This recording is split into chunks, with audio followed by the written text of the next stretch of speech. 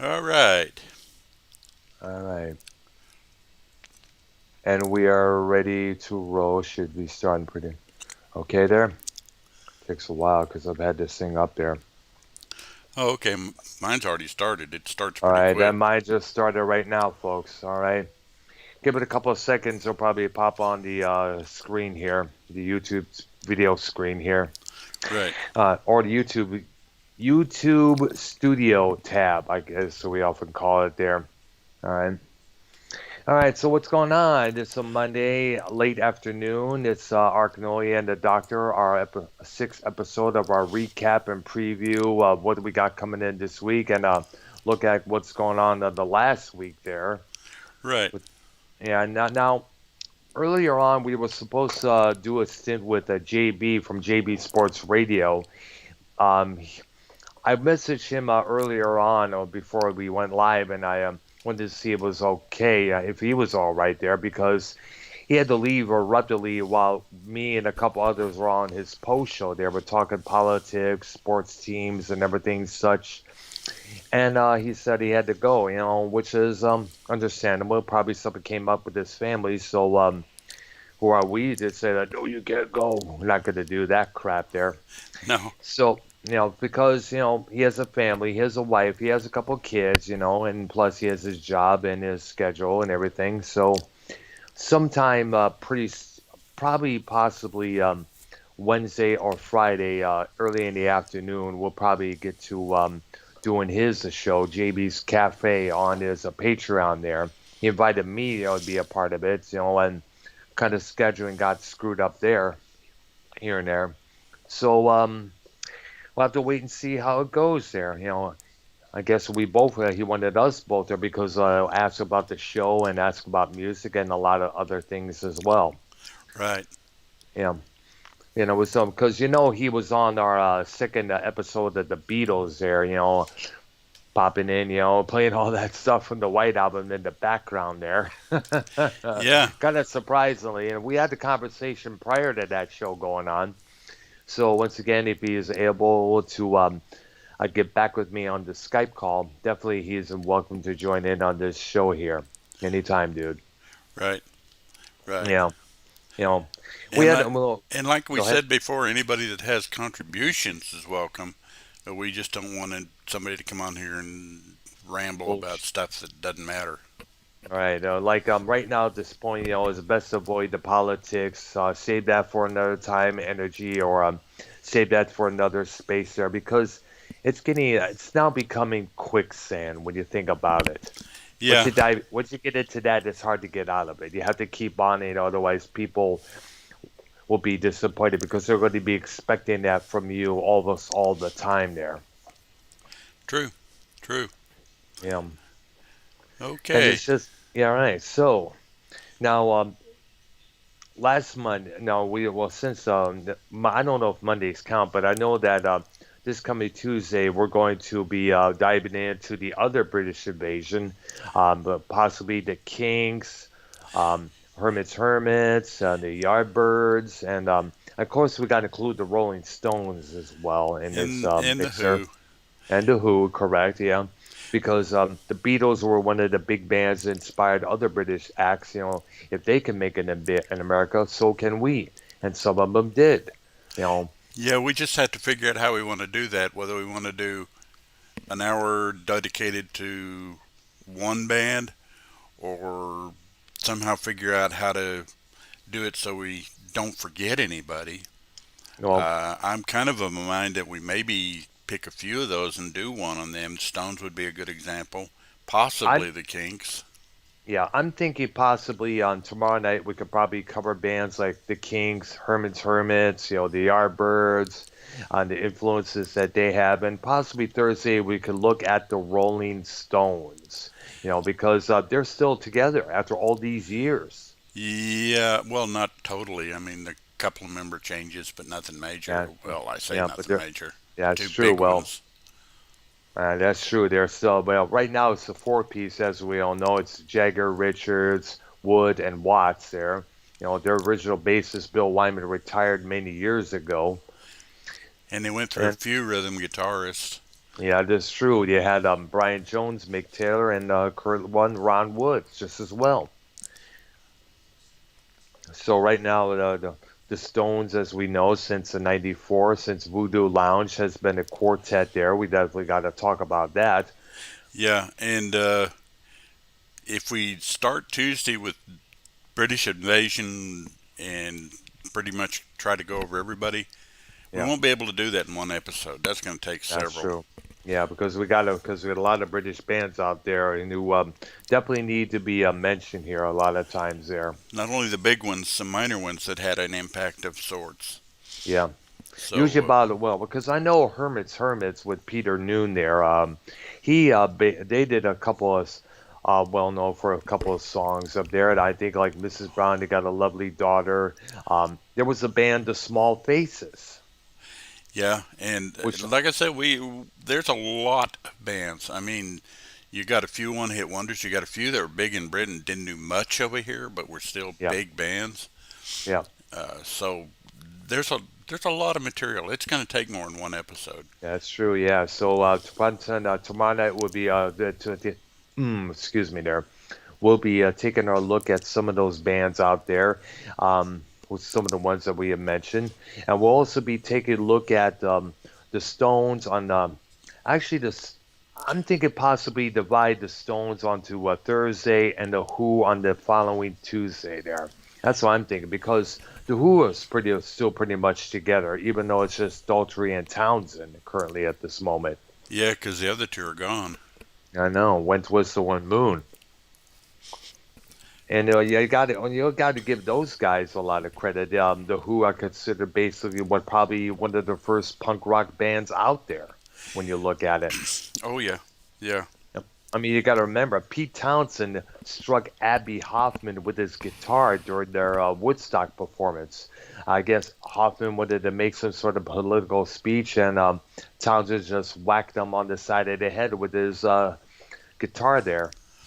yeah, And he wasn't too, I understand, wasn't too fond about the doing that week Woodstock gig as well. They were like too tired. They were like too upset over, and even though how much money was presented to them, they were still balking. So but they did take the stage at about 3 a.m. I guess in New York time, and did their set. And that's when the situation with Abby Hoffman took place just as well. And I remember reading this in an interview that he felt like spitting on a lot of those people out there because just the idea of living in mud and living in dirt, it just was to him. yeah, yeah. And I guess Wednesday, what did we plan on doing the TV thing?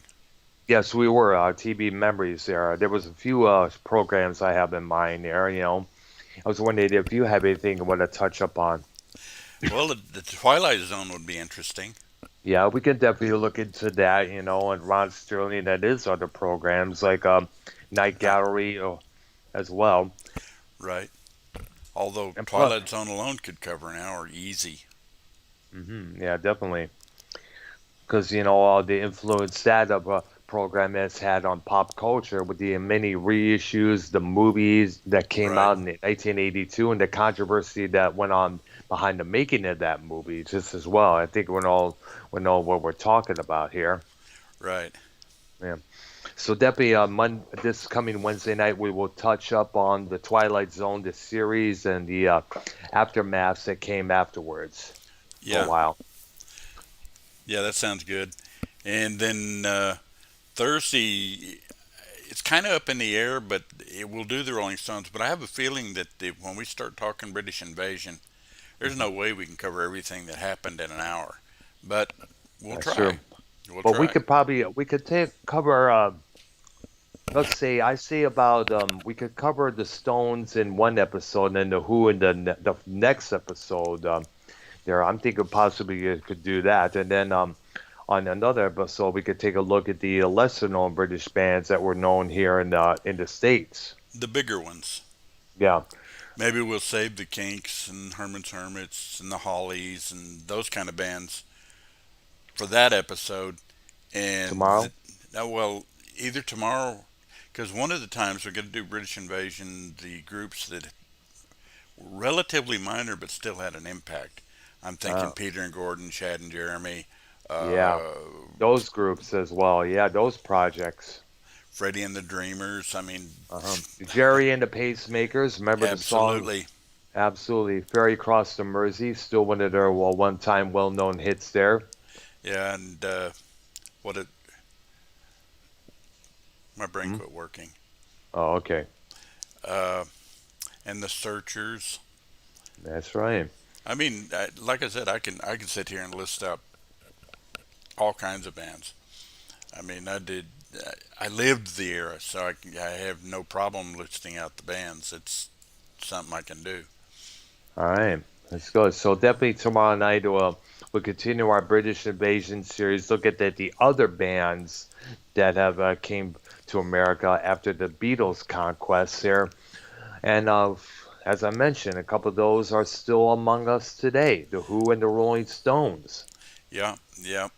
Most of the others are gone, but not totally. I mean, they Well, still have some of their. them do get back together, but it's usually one or two original members with a couple of guys, filling in the other spots there. Yeah, and that to me is kind of, I don't. Lame.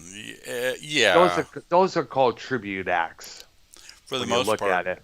For the Yeah, most part, that's kind of how I see them.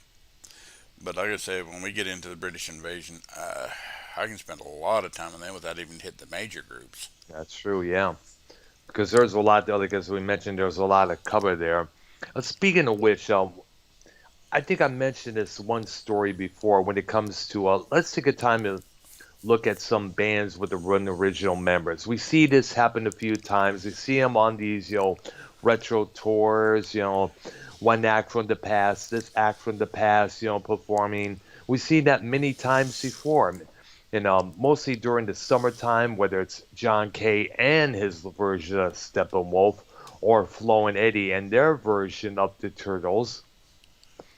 And we was seeing that many times, or it's or Peter Noon's version of Hermits, or possibly Paul Mark Lindsay and his version of Paul Revere and the Raiders. Although actually, I saw Paul Revere and the Raiders one visit I had to Las Vegas just Hmm? before Paul died, Wow, and actually Paul Mark, Revere had a the guy bunch of Paul. guys. Well, It, yeah, the organ player had a oh bunch yeah, of other guys that were in the band that weren't none of the originals, but yeah. they were pretty decent. I mean, they were close. Now, not too long ago, the Zombies, another '60s band from England featuring Rod Argent, um, they played a place called the Dozy Do. That's located on the heading south on the I-45 feeder road there. And I didn't go because I wasn't that much in this. I only know two songs from the Zombies. Actually three. Tell Her No, She's Not There, and Time of the Season, which came years after the Yeah, during and the there are others. I mean, yeah, I know a little bit more about the zombies. yeah, Uh, it's true. that was that one ad I was telling you about. Hmm. I forget the name of the product, but they played a little bit from a song called Carousel 44. Uh-huh. That was I think it's Belvita or something like that. It's a Velveeta? no Belvita. I think it's a biscuit or something. Oh, okay. It's a Because morning I biscuit. thought it was such a Velveeta cheese at first that Oh you were no, going to tell me. no. No. But if you listen to the song, it uses that line about "Good morning to you. I hope you're feeling better." Oh yeah. But the interesting thing is, if you listen to the song is about him welcoming back his girlfriend who'd been in prison. Oh yeah. Oh, yeah. So it's kind of like that's interesting they would use that, but they use it for the "Good morning to you. I hope you're feeling better" bit. Yeah, But and forget it. most likely it's that one little bit Yeah, that they usually go for. Let me give actually, you it's a a pretty good song. yeah, If you get a chance to look it up and play it. It's a good song. yeah. Also, by the way, this I gotta bring this song up here. Now we know who Chris Brown is, right? The R&B singer that Yeah. was involved. Yes, he had a song called "Forever," And one of the in the lines in the chorus was double your pleasure, double your fun, and dance forever. Now, the double your pleasure and double your fun was basically previously Double used mint in a gum. few double mint gum, yes. And wouldn't you know, the boys at Double Mint Gun decided to hire Chris Brown to promote their product, and while that song is playing in that particular section of the song there, and Huh. he That this figures. pack of Double Mint gum here. So, yep, mm-hmm. I guess he got a lot of paid. I don't know how much he got paid for that, but kind of makes sense, when something some it's hard to explain, but at the same time, how some songs could get used for a certain product. Yeah. Another example would have to be "Search and Destroy" by Iggy Pop and the Stooges, because of the tagline, "Search and Destroy." That title alone, it kind of like sums up the idea of going out to being in a sports team and conquering against over the opponent and stuff like that. We're here to win. What are we going to do, boys? What? We're here to search and destroy. We're going to destroy the opponents. To get everybody riled up. Yeah. And that's what I guess the purpose of that song was later made into a Nike commercial. And Iggy Pop didn't really have no problem with it because that song was not a big commercial impact. So, he figured, what the fuck? It could be used now as one. Let's make sure that song makes money now that it's being used for something else, like a Nike commercial. Now I'm wondering about this. I got to throw this. This just came to my mind as I said that. On their album Raw Power, they have a song titled "Your Pretty Face Is Going to Hell," and I guess what it was is that song was basically a direct hit, a shot at this one woman who Iggy was involved with at that time, who really was described as trouble with a capital T. I'm wondering if ac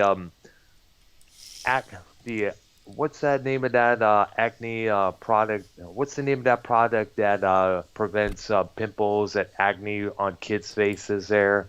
What was it? I remember years Oh ago. man. I I used to hear the commercials all the time back when I was in my early teens there. Oh, well, I had a couple of more commercials pointed out to me by Three Ponies in the chat. Uh, nice. One of them was using "Go Your Own Way" for suppositories. I know. Oh, What? God.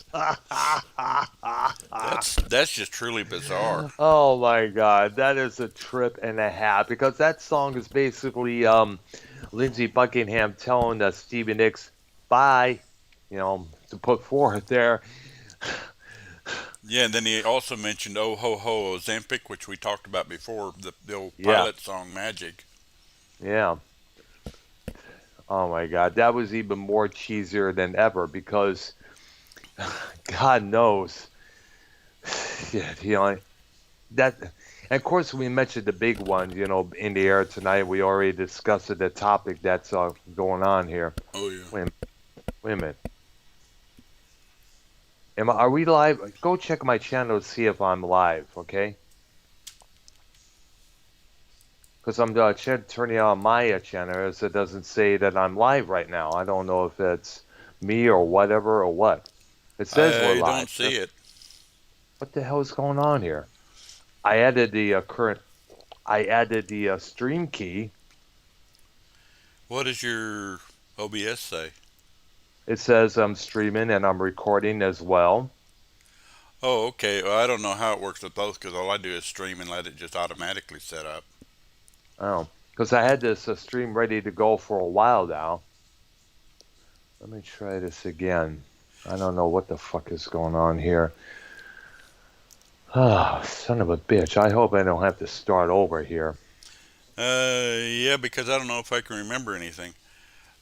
Worst comes to worst, although I don't have video and I need to do that someday. Oh, Uh, I just have a black screen up. huh. Try But this again one more time. If there's something don't go right, well, definitely upload it. And it says, you know what? Screw it. I don't know. I don't understand what the hell is going on here. I don't know why it's not saying that. I don't know. The only problem is we're going to lose your you're chatting people that are normally there. I know. Let me stop the show for a second, and we'll come back on. Okay. Okay, well, I'm not going to change mine. Okay. I'll just let it run. We can kind of talk while you're doing that. Let me see if I could get things going here. Because like I said, You know, I could sit and think, and there'd probably be a ton of other commercials that we can see where they put music to it.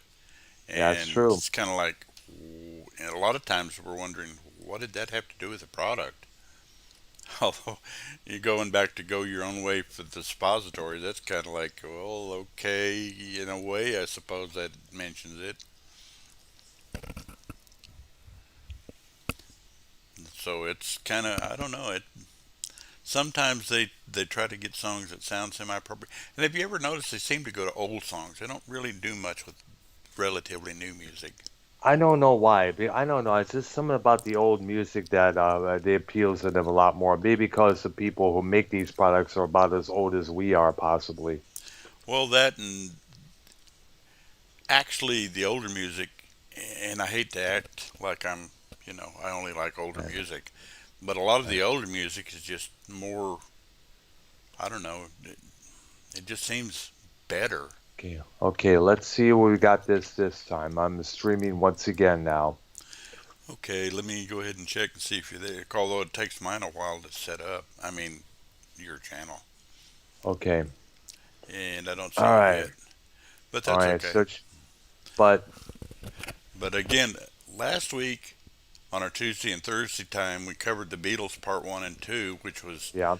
basically their early career and their later career. Yeah. Best way to put it. And then Wednesday we talked about Vice, which Yeah. actually you got You quite a okay few there? hits, and so did I. I don't know why. On your microphone there? Yeah, are you not hearing me? I hear you loud and clear, dude. I also hear the bum bum bum and on you there. I don't know what that is because I I have don't know either. nothing going. Hmm.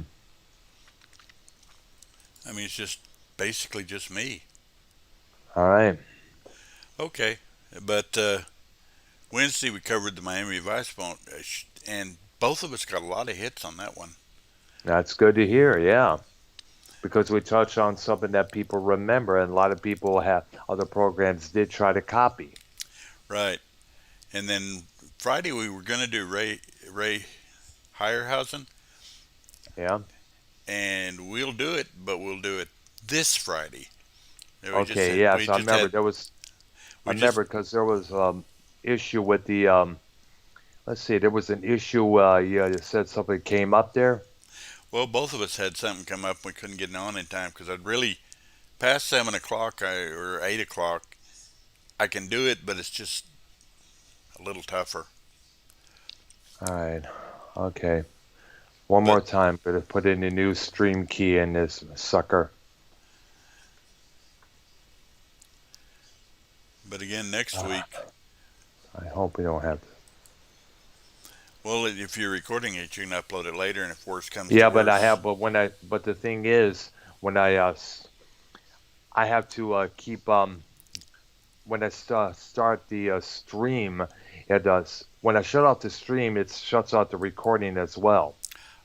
okay, So most likely, I have to compile all three tidbits here together. okay. Well, I mean, whatever you have to do, you have to do. Yeah.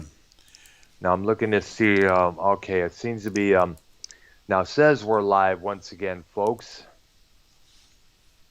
And he will add in the other parts a little later. Okay, yes. Now earlier on we were back live, and as you know, we're back live. And earlier on we were talking about commercials or what we got planned for this week. We're also actually songs being that we grew up listening to being used in commercials. All right, there we go. Now I'm officially live there. I don't know what the fuck happened there. Well, I know that I think it Sorry. was Nike used Revolution, and Okay. that got stopped by the Beatles, or Paul McCartney, Yeah. obviously.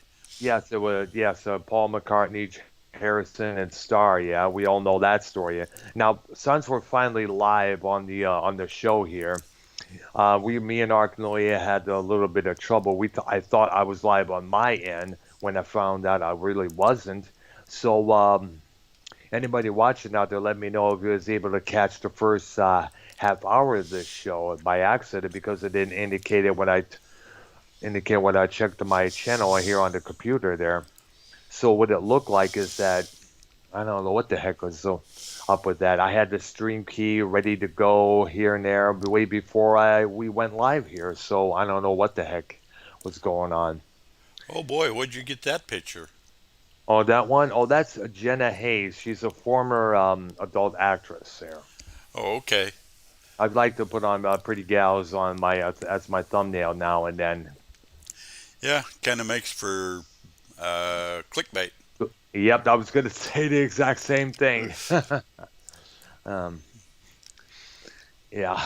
So once again, we're starting over now. Or cover again. We're going to be taking a look at the rest of the British invasion. We're going to be talking about bands like Hermits, the Zombies, Chad and Jeremy, Peter and Gordon, the Who, the Rolling Stones, which we'll probably have to put on separate episodes as well because those two groups are still together, as we all There know. and there's a lot to talk about both of those groups. Yeah, it's a lot to talk about. And plus, there's just a moment before we went live officially, we were talking about the various songs from the past that have been used in various commercials of today. We're talking about that old Septic not too long ago, based on the song Magic by what's that group's name again? Pilot, I Pilot, think it was? pilot. Pilot, yeah, correct. And we also talking about how Revolution by the Beatles was used as a Nike commercial around '87. And plus, well, of course, then again, the Beatles at that time were running big because of the official CD releases of their UK albums. And I guess Nike Right. figured, let's jump on the Beatles bandwagon. Which I don't know what revolution has to do with running shoes, but pff, I don't yeah, know to what? them, but you know how sports manufacturers are. Like sports is about revolutionizing sports. Revolutionizing the Yeah, players. Michael Jordan is considered a revolutionizer of the basketball games. You right. know, uh, but then again, and like Pete Rose was the revolutionizer of baseball. We need a rebel. This is a new revolution, and all in all the content of the song originally was, as we mentioned, John Lennon calling out the anti-war for using warlike antics to stop the war overseas. Yeah, Why that. put your Why put yourself in that position? Why stoop to those lows? Yeah, he was basically, if you wanted to make change, make it through the normal channels. Don't do a revolution. That was essentially what. Don't do a violent revolution. That's basically what he is saying right there. Yeah, but that's well. We'll start the British invasion on Tuesday Yep. and kind of see how it goes. And if we got a lot more to cover, we'll continue it Thursday. But if not, Yes. we'll go to the Stones and Okay talk then. about them a little bit. Uh, Absolutely. Good idea there. and on Wednesday, we'll talk about the Twilight Zone and its impact and what it did and accomplished. And I'm not going to do an episode by episode thing like we did for Star Trek, but No, we could also talk about the guest appearances who starred in various episodes of that program, oh yeah, there including were some William big ones. Shatner. Carol Burnett was in one episode. It was kind of like a comical when you look at it there. Oh yeah, I remember that one. That's right. Yes, so do I. Yes, And there were a lot of decent big guest stars on that show. So and before they became bigger, but there were a lot of decent guest stars. yeah, And Thursday again, we'll figure out how Tuesday goes and go from there. And then yes, on Friday, we're going to finally get to Ray Harryhausen and talk about yeah.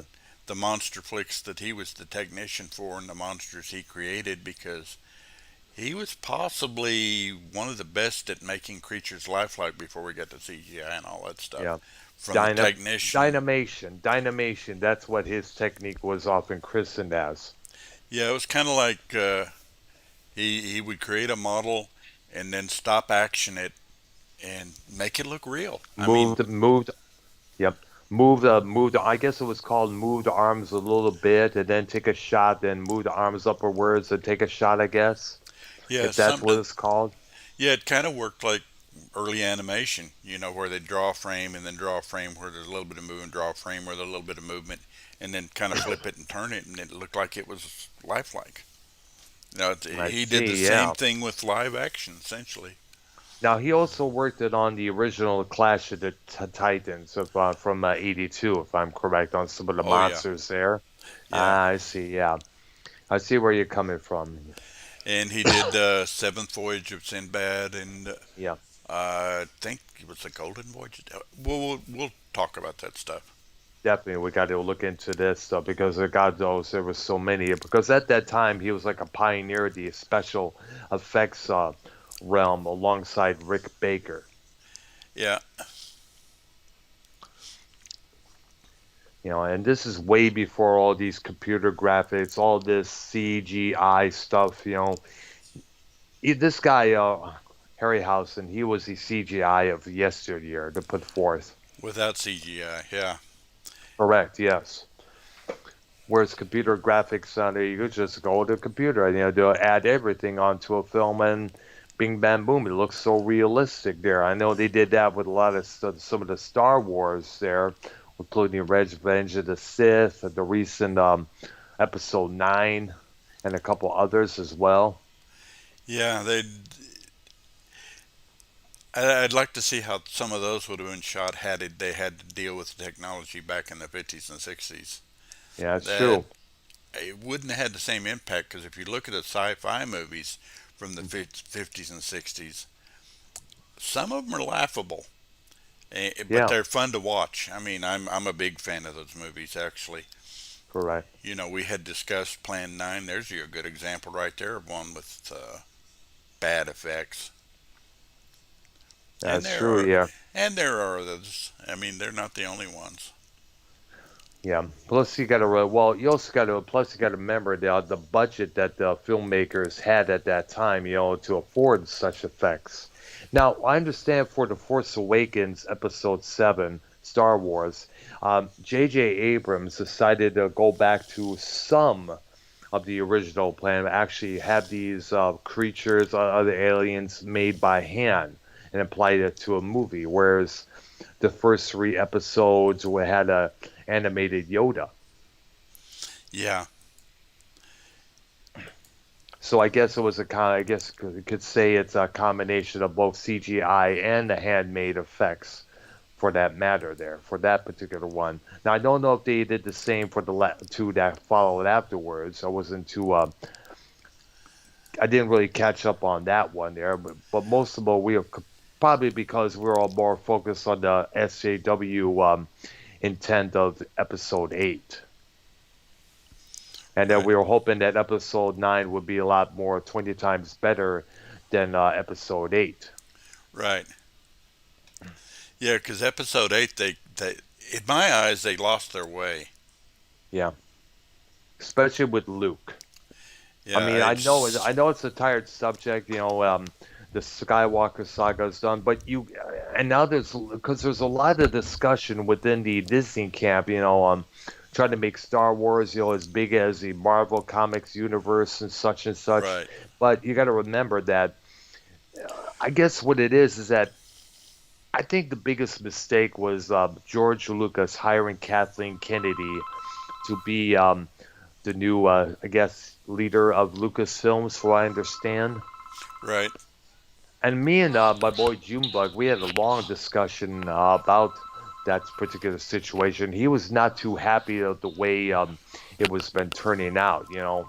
The idea of Luke Skywalker being so reluctant to be a Jedi again, saying things like it is time for the Jedi to end. This really made no sense to be reluctant, to be upset, but it just really didn't make no sense, to be gone that long of a time while the First Order is running amok around the galaxy. Well, hang on. Let me get rid of something here. Okay, let me get. I There. hear it there. Got it. There we go. One of Eh, those. well, to me, Star Wars in a nutshell. The first three episodes filmed, which were the second three, Yep. were classic. I mean, they were, The original. yeah, the original three. The Yeah. second three were good for what they were because they did give us a prequel to how everything came the way it was, and it made Yes. sense. I was fine with that. But then when we got 7, 8, and 9, I watched 7 and I was kind of like, what are they doing? And then Mm. 8, to be honest, I hadn't even watched yet, but I heard so much negativity about it that it's Yeah. hard for me to even pick up. Then I heard 9 tried to rectify it, Yeah. but I don't know if it succeeded or not because I haven't seen that one either. Well, I've seen it in the theater, not nearby, and it is a pretty good movie. Like say a lot of time put forth everyone, including Ray, Finn, and Poe. They were working together, as a unit. Right. And it kind of the big surprise, as was the return of Emperor Palpatine. Trying to resurrect the Sith through the First Order, and of course was the resurrection of Ben Solo kicking Kylo Ren to the curb there after meeting his spirit of his father there one on one there. It's kind of interesting to see this watery planet, see all the wreckage from the second Death Star. Just looking in those, going into that, it's like, wow, I can imagine. But you know what? Well, that Really, one I got to see, and I don't know if I want to see the eighth one or not. I probably will, but I'm kind of reluctant to because I know that it's because of all that you heard about it there. basically I've never heard a positive review of that particular one. I know, yeah. A lot of people were really upset about it. And I guess a lot of that blame was directed towards Kathleen Kennedy, who, by the way, as I mentioned in Junebug, said in an interview she does not owe the male fans of Star Wars an apology. I mean, like you should. I mean, a lot of the fan percentage is made up of men. Yeah. Well, some people have agendas and they got to fulfill them, even if it means Yeah. ticking everybody off.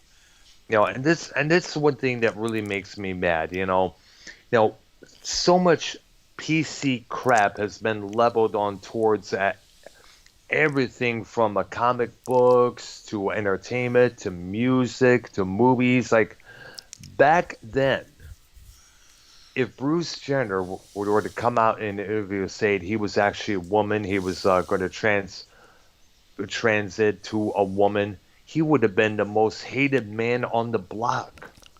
Now Yeah. today's, if the person's man says he's actually a woman and wishes to do the exact same, he is praised. And anybody who talks against it, it's like, no, you're a man. You're supposed to be a man. Let it, stop doing that. They're condemned all to hell.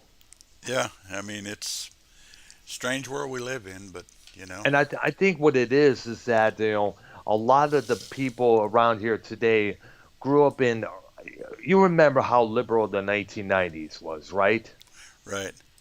Yeah, a lot of the younger kids around who are 4 or 5 years old, watching Animaniacs, watching the Batman animated series. There, they grew up with all this PC stuff as child, and they learned that throughout their adulthood. They carry throughout their whole entire lives. This is the genre. These are the politics that we grew up learning. You're supposed to you're supposed to be accepting of gay people. You're supposed to be accepting of trans people and LGBTQs out there. Right. They look at. I think what it is that the people who were pushed aside throughout the 1990s, the Reagan and the first Bush administration, finally got a chance to finally come out and push their viewpoints. Now we got a Democrat president as Bill Clinton. You know, so who cares? I mean, people like Madonna were actually saying, like, who cares if he cheated on his wife? It's better we know now, other than the lies that Bush 41 told us, back then. And this was their time to finally shine. This was their time to finally how get involved with the spotlight. We don't need to, start fights to be a man. A man should be more sensitive, this and that. And the thing is, along with the questionable antics of Bush 43, who got in the White House, without being inaugurated. When you Right. look at it the first time, and plus with the second Gulf War, being provoked after 9/11. I mean, when you think about it, we were originally supposed to go after Osama bin Laden. Instead, we went after Saddam Hussein. It was basically finish what his father started. And now you remember also, and also remember this.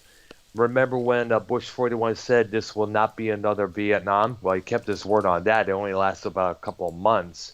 But Right. the second one did become another Vietnam because God knows how many years that lasted. And look how many reports we get on the news of this U.S. base being attacked, or this U.S. soldier dying, that U.S. soldier dying.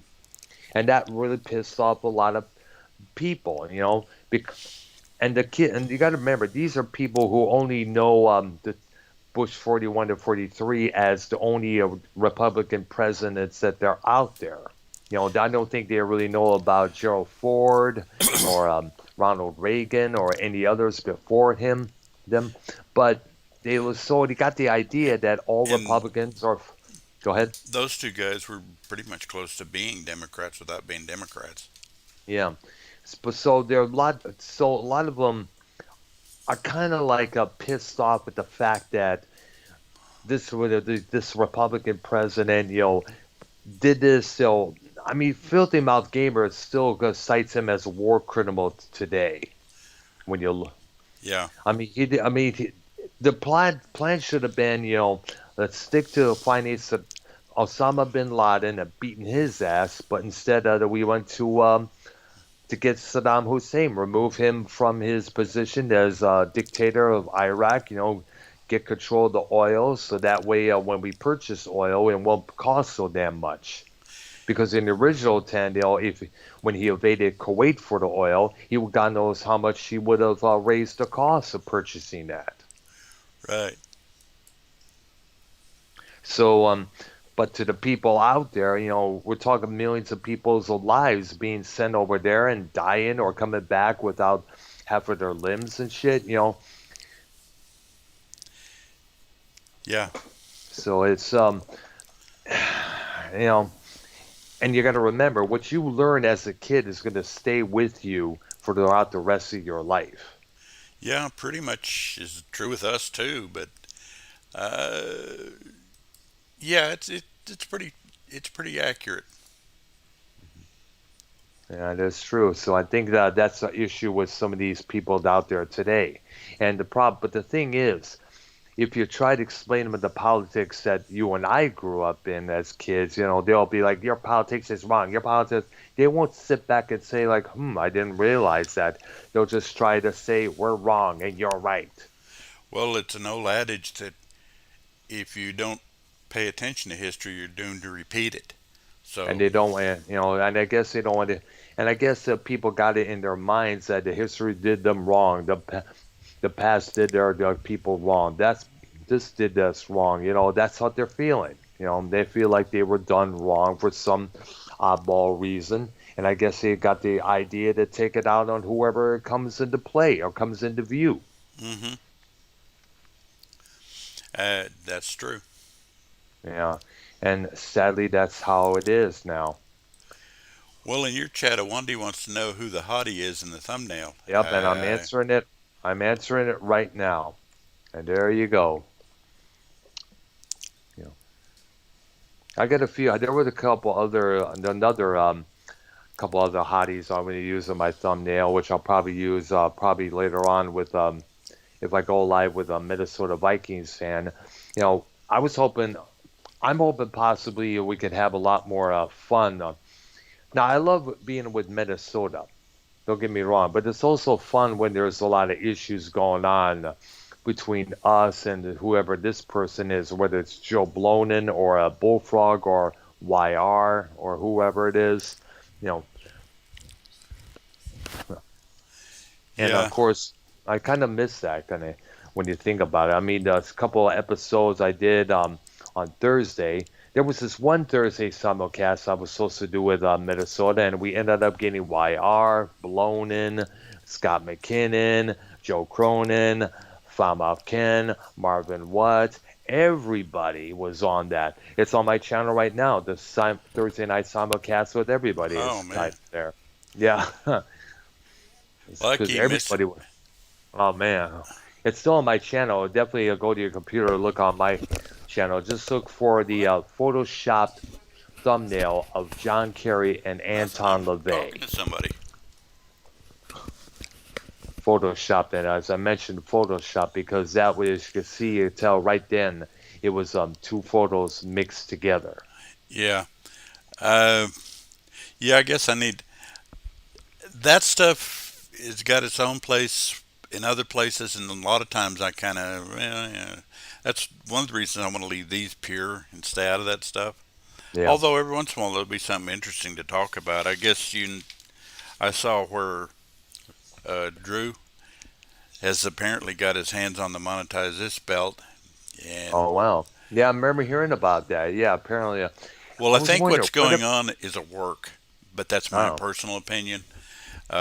He's acting like I've got it and you're never going to get it back, and that'll teach you a Well, and we're lesson. talking S. Dollar, by the way, who lives in Canada. He's had apparently had the belt since he won it many months back last year, if I remember. Over a Yeah. year ago. Yeah, In fact, absolutely. I think he said it was in June. But Yeah. anyhow, somehow he's got his hands on it. And like I said, I kind of think it's a work between him and Joe to get. But Donations. well, I don't know. It just feels like a work to me, but I could be wrong. Who knows? But Because I would be very surprised why S. Dollar would not just give the belt back. Otherwise, he's got that much of an ego. Say, ha ha, the belt is mine. I'm the champ now. Blah blah blah. And you guys ain't. Something like that. We don't know. yeah, but I guess we'll see as time goes on that one. Yeah. We'll have to see because the way that they're racking up, I don't know how they're doing it right now with this wheel there. Who donates is get puts on the wheel there. I guess it's to get the monetizes belt, if I'm correct. No, just do they get to declare themselves champion for a week, and they don't. Okay, As far as I know, they don't get anything I don't except know that. recognition, which You know, it is what it is. yeah, I know D Welsh was the big man for a while there, Yeah, and I know I know Amanda Carmen, another Michigan native. She was on top of the list for a while there, if I was correct. I think so. I haven't really kept up with it. I mean, I see it every now and again, but I hadn't really kept up with who was champion or anything of that nature.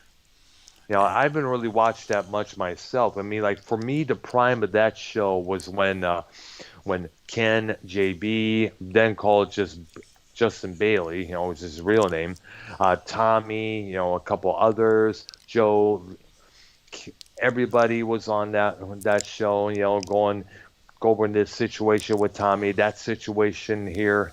The best part was the rivalry between Leah and JB. You know, JB was like the king and Leah was the queen, and they would go at it once on almost all the time for points. Like you're gonna elect this false queen, and Leah would respond by calling JB a usurper. You're not real. yeah, yeah. I kind of watch now and again, but it's there's not the same kind of I don't know what to call it vibe, Insanity. This insanity. insane vibe that they had in the past. Yeah, I mean I know they do things every now and again, but Hmm. it's not. It's different. I'm not saying it's worse. It's just different, and I've gotten to a point where I don't have a whole lot of time to listen to a whole lot of stuff, but I try, And and plus, you I'm know, falling behind. and plus, you know, my and don't get us wrong. We are not knocking Joe. We No, love Joe. We love his content, but for we love monetize this. We do tune in a lot of times. But the thing is, you know, we kind of miss that unique, kind of miss the old style that they had before. You Yeah, know, I realize some changes have to be made, but then again, that's up to Joe, Ken, and JB to sit down on the stream or on a recording and just work their shit out. Talk about what led up to this, what led up to that. Especially Joe and Ken. yeah. I mean, it's still entertaining. So, like you Yeah, said, don't it's not a case of being a knock because it really isn't a knock. no, It's still entertaining. It's just different. yeah. And sometimes, people like myself, have a hard time with something that's now different. Well, he comes on so late. It's hard for me to watch live anyway. A lot of That's times true, yeah. I have to catch it, After it's broadcasting and that. and it's a little different doing it that way. I honestly wish there was some way I could see it live. That's true, yeah. Well, You it's kind kind of of get because more into the flow of it. yeah, because I know one time. Well, I know the thing that gets me is that you have to now go on Discord, to be a join in other than Skype. Yeah, I've never had any issues with it, but apparently other people have. You know, for me, getting this, when I had Skype on my computer here, which I removed, there was an issue with me trying to go on camera, so I had to use the other option, which was the profile pic that I had originally playing there. So I Yeah. have to do it like that. I did that a couple of times with the last two episodes of Corrupted pre-show. Well, I know that I have the camera option, but I don't use it. Basically, it's because I don't want to scare people. Ah, Yeah, it's kind of a bad joke, but hey. okay. So God knows there, God knows. Now, but you know what? We love you, Joe. You're a good guy. I hope your things are doing pretty well. I know, you know, but at the same time, we kind of missed the old way monetized this was. It was kind of chaotic and psychotic at that back in the day, and we kind of missed that. And on And we the and by the way, we also invite Joe to come on the program to address these issues just as well. But right now, he is getting ready to watch Monday Night Raw. right, and God help him. yeah, poor guy. He's got to watch it because of his show. He does. Yeah, because he gets paid to do the reviews. He gets paid afterwards. But the problem is, I feel for the guy for having to just watch the atrocity that is currently the WWE. Because right now at this point, AEW is doing a lot better. Did you ever see the some of the clips Well, when the AEW was in Corpus Christi, Texas? no, I really hadn't watched any of that. I hadn't watched wrestling in probably a couple, 3 years at all because it was getting to the point that it was just hard to sit through it. Hmm. And it was nothing like what I remember growing up with. I mean, it Wow, totally different. wow, It really. Oh, you got Joe in your chat. really? Is it Yeah, really Joe in my chat? I don't see it here. yeah, it's Joe. I don't see it. Hold up there. I always see right now is a Wandy and my response to his question there. Well, the Joe one just showed up, but it's there. Oh, well, I see it right now. Hey, if it's hey Joe, you wanna got a few seconds to call in the show because I do that because make sure that it's really them because usually we have for a while these troll accounts showing Well, up as JP Baker, Joe Cronin show, Corrupted Nation. They had one posing as me when it really wasn't. I'm pretty sure that's Joe because it had his logo. Yeah, but sometimes they do the same thing with that. They have done that before. And I think let's see. Someone's calling me right now. It doesn't say. Let me hold up. Let's see. Is it Joe Cronin? Let me Uh, see if I could get. Let me see. Hold on a second. Let me get you on the call, Joe. You know. yeah, because I was going to say that. Oh, we got Casey too. Hey, what's up, Casey? It's Raw. How's it going, dude? Um, come on, come on, come on, come on. Here we go. Here we go. There we go. Joe Cronin. I guess he wants to talk about, there he is. I'm going to add Joe. Let's see if I can add him to the call here. I know he's going to probably talk about Well, he's got what's going on. basically 1 minute before Ross starts. All right. And he could actually watch it with the Baby. mic. Hey, what's up, Joe Cronin, ladies and gentlemen? I literally tuned in, and I first thing I heard was Joe Cronin. Oh, look, it's kind of like Beetlejuice. Yeah, exactly. But I tuned Yeah. in. I tuned in. I'm like, oh, because I'm editing right now, and I'm like, all right, this is gonna take 15 minutes to render. So I'm like, all right, what's going on? I'm like, oh, Earl and Arknolia are doing their show. Like, let me listen. And then as soon as I clicked on it, I heard something or Earl say Joe, sorry, Joe or whatever, and I'm like, Well, oh, we're kind of Well, trying to pay a compliment here. no, Yeah, because how we kind of like miss you, or in a way we do love no, I and heard. watch monetize this. Yeah, we do I love the rewound show. I rewound it to hear what you were saying, and I heard what you said. Yeah, it definitely stinks, man, when things change. I mean, you know me, it's changed forever for me. When Tommy and Dave left the show way back in 2013, it was different. It's just always different. JB wanted to leave to spend more time with his family and do his own thing, and obviously Ken left over a year ago. So Yeah, yeah, it's nothing.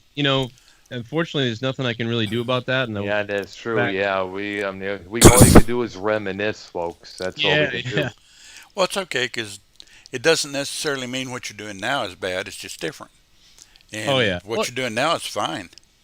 it reminds me of the time right now. Reminds me of the first couple of years of Monetize This. It was kind of like more calm and chilled out, and we were, just kind of doing our discussions while having the background game there. And every once in a while, some crazy stuff would happen here or there. Some funny things would happen. And you'd have shows that one was really funny, or these few ones were just kind of regular, Right. like whatever. But like when we really hit this even around like episode 99, we really hit this stride for hundreds of episodes. But yeah, man, so there's no doubt about it. But I'm sure we'll add some in the next, who knows when, the next few months or in the next weeks or in the next whenever it is, that it will take off again in a more crazy way, or what's going to be next. Who the hell knows? I hope it keeps going. But So basically you need to add somebody that's going to get the other members of the call riled up. Something like that. It's always interesting when you have Dave Rose yeah. on there too. Absolutely, yeah, that's true. There, I was thinking about this. Since Bullfrog is banned from monetize this, is he banned for life for a certain period of time there? Nah, he was banned forever, I think. But I mean, Bullfrog hangs out on some creepy areas now, so I Yeah, just kind of stay away yeah, I from. know. Yeah, because I know he's did shows with YR in the past. And plus, those times what he called it. We DM. By the way, folks, me and Joe DM'd each other all the multiple times Bullfrog has been asking to come on his channel or my channel, and we DM each other all the results of the multiple times he has called. I'm just sort of done with the whole, you know, Bullfrog. well, no, just anybody like being like, I want to be on the show, and if you don't put me on when I'm supposed to be, then I'm gonna go do something against you, Oh, God. So Yeah, he has done that that's a few times. I mean, like you remember, he said something about wanting to take down my channel. I said, how are you going to take down my channel when I cause no damn violations? yeah, it's like, dude, you don't see Arknolia doing anything like that. I mean, No. Arknolia is a goddamn producer, and we haven't even gotten our shows like that we were gonna do. We can never hook up. It's hard for me and Dave to hook up, but you don't see Arknolia being like, well, Joe, I'm owed all these things and he's not doing it. I'm gonna go on and do something. And he could go on and at least say like, I'm kind of frustrated by this, and like that would make sense. But these other people just do it just to do it, like to everybody, and it's like, man, if people didn't do that stuff, they would have been on all the time, and they would always be on. But I'm kind of at the point where I'm like, I think what it is that they were hoping to be feeling to be that in that spot. They had to figure out, well, guess I'm going to fill that, get my own spot by going over live over him and such. Make themselves the top priority. That's what it kind of sounds like to me. Yeah, I think there is some. What do you call it? Uh, Arrogance, no, clout. Was it clout chasing or something? Was cloud it? chasing. Yeah, Yes. it's like a lot of weird stuff. Oh gosh. I mean, it's like, if I don't know, it's just, groups of people form to just attack me and stuff like that. And even Dr. Earl, I wasn't promoting you for a little while because you were kind of going on all these places, and I was like, well, I'm not going to promote anything over there because he's Well, promoting these other people, and that's you not mean like your fault. YR, you like YR and Scott and all those Yeah, idiots? Well, the one thing yeah, I will point out is I've never heard Dr. Earl say a bad word about you. he has, but it's okay. Well, Um, if I'm there and I'm involved with it, I kind of am gonna shut it off. I mean, I don't mind. By the way, you can say, you could say something about me. That's okay. It's just like, it's sort of like a disingenuous thing. And most of the time, Dr. Earl isn't really saying anything bad. He just sort of is like, you kind of go with the flow, Earl. You agree with, Yeah. like, if somebody's saying, like, I think this about someone, that about something, Earl will be like, yeah, I can see that, and like, and when you're listening, you're like, what? Like, I didn't, like, Yeah, I did. I have done that in the past. I'm learning. It took a long while to not to learn not to do that no more. So,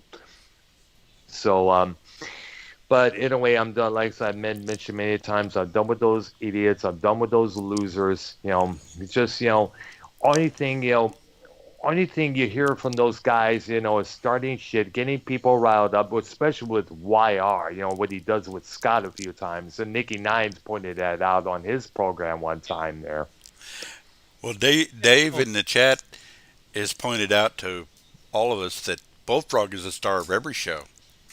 yeah. Or as the Well, Bullfrog claims to be. let's think about the mentality of what he did. A bullfrog, I mean. Yeah. Bullfrog comes on my show after he listens to us for a long time. He comes on my show. He says, I'll be your new Tommy or something like that. And I'm like, He did say that, yeah. so I'm like, well, I kind of do need some more people now. And, Tommy's being manipulated by people and Tommy doesn't want to be on. And because of it, all right, I'll bring Bullfrog on. And then everybody said, Bullfrog sucks. And why does Joe have him on? And then Bullfrog says, if you don't put me on, I'll go on other people's shows. And I'm like, well, what the hell does that mean? And then then I eventually go, well, F you. And then what does he do? He goes on other people's shows. Yeah. All people that bash me about having him on. And then he told those people even that if they didn't, give him what he wants, then he'll go on other people's shows. It's like, what is going on here? Yeah, actually, on my channel, there was an episode that we called The Dark Side of the Pantry, where Ken called in on that Sunday night where we streamed, and he addressed that issue with Bullfrog, because I'm going to go with either Mars Mirror, I'm going to go to the JB show, even I'm going to go on this program, I'm going to hang with YR on his show or Scott and his show there, here and there. He has done that many times. He already knew all that because I told him about that before, but you never know with him. I mean, I don't know what's wrong with anybody in this community. You know what I mean? I mean, he thinks I'm talking about his family when I'm going on a rant about a troll. So who knows what's up with him either? Anybody in this community is. But then again, this is the same guy who one time on Ken's program said, "I have the greatest rap song ever." It's like, wait a minute, we have yet to even hear you in karaoke. Everybody's whacked out, man. So I don't even know what you guys talked about before because I didn't hear it yet. I just kind of went back to be like, what were they saying? But I usually listen to you guys, but not live. I usually hear you, like, I'll hear it later. But because I was rendering, I was like, oh, I'm going to listen. And then I just heard my name. So I was like, oh, I better call in. I meant to call in, but weeks ago I was going to be on. Oh, wow. Remember, you said you'd come on the show Monday. I don't know if you forgot, but you were like, come on the show Monday. And I was like, yeah, sounds good. Yeah, and I think so, yes. I think it was after that first corrupted episode that it was a part of, yes. Yeah. No, and I didn't come on, and I felt bad because I told Dr. Earl I'd be on. He's on all my shows when I ask him to be. It's just crazy. Every something always happens, man. Even me and Dave, I mean, I was ready to do it today, but Dave was busy. But other days, Dave is like, "What? 4 o'clock? Okay." And then it's something to do with Dave. It's like the gods don't want us to do something. I'm like, "Yeah, Dave, 4 o'clock. Okay, never mind. Something's going on. 4:30, I'll be there."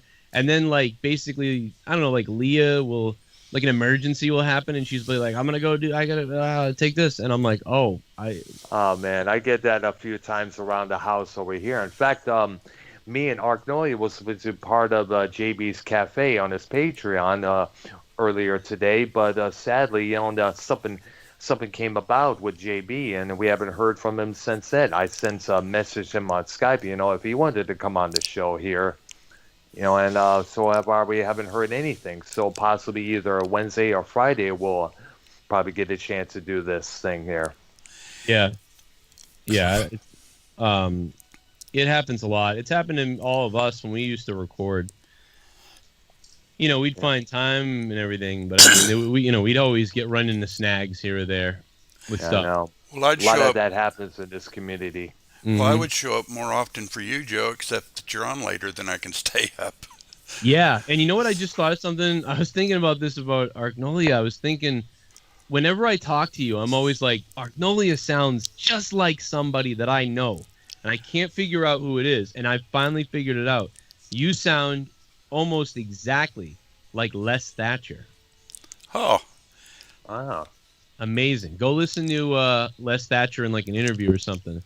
Or I did commentary with Les Thatcher a couple times, so I talked to him a lot, and so I have his head, like his voice is ingrained in my head, and I'm like, wow, I think Arknolia sounds a lot like Les Thatcher. Crazy. oh, all I need to do is call wrestling. Yeah, just go ahead or find the new Dean Ambrose. But yeah, crazy stuff, man. But what are you guys talking about tonight? Well, basically, were- we're doing recap and then a review of what we're going to do this week. Okay. Last week, I don't know if you've heard them yet, but we did 2 shows on the Beatles. Pretty much went over them pretty much in depth. And then Wednesday, we covered Miami Vice, which was interesting because I actually have never seen the show, but just read about it. Oh wow, I watched Miami Vice a lot when I was young though. Yeah. I was really young. Shit, Casey's Ross calling in. Casey, I have to Oh. add you in because it would take me off the call with Joe and Arknolia. Yeah, and That's how my Skype works. Friday we were going to do Ray Harryhausen. We had stuff come up that we couldn't do it. And you know who Ray Harryhausen is, right? Don't no. Look him Okay, up. He was okay. one of the first guys that did like monster films and did the Yeah. claymation with the monsters and such and the stop Oh, action. And it's a pretty good work. That is pretty cool, yeah. Yeah, I gotta have I was gonna tell Earl, like, if you guys want to do any other episodes or anything else, or we ever get a hold of you, or even if I'm there, cool. If I'm not there, then if you guys ever want to record anything, I'd love to put more stuff up on Patreon and up on the other channel too. Like, Yes, I say that's a well, good I'm idea. in favor of that. yeah, That's- yeah. Yes, so am I there. And Okay, yeah. just so you know what's coming this week, tomorrow we're going to go over the British invasion, basically the smaller bands, the ones that The weren't- bands like the Kinks, Herman's Hermits, and we're going to do a separate episode focusing on the Who, the Rolling Stones. some of the bigger ones we'll do a separate episode on.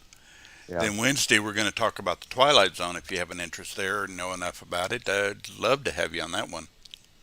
That's pretty cool. Yeah, I that's the reason why I like you guys doing music, because although me and you would have been all right with the maybe 80s, 90s, and whatever the hell music is now, I like you guys' backgrounds on the 80s, 70s, and 60s, and Well, we're even trying to do 50s. kind of a history, and kind Yeah. of follow it.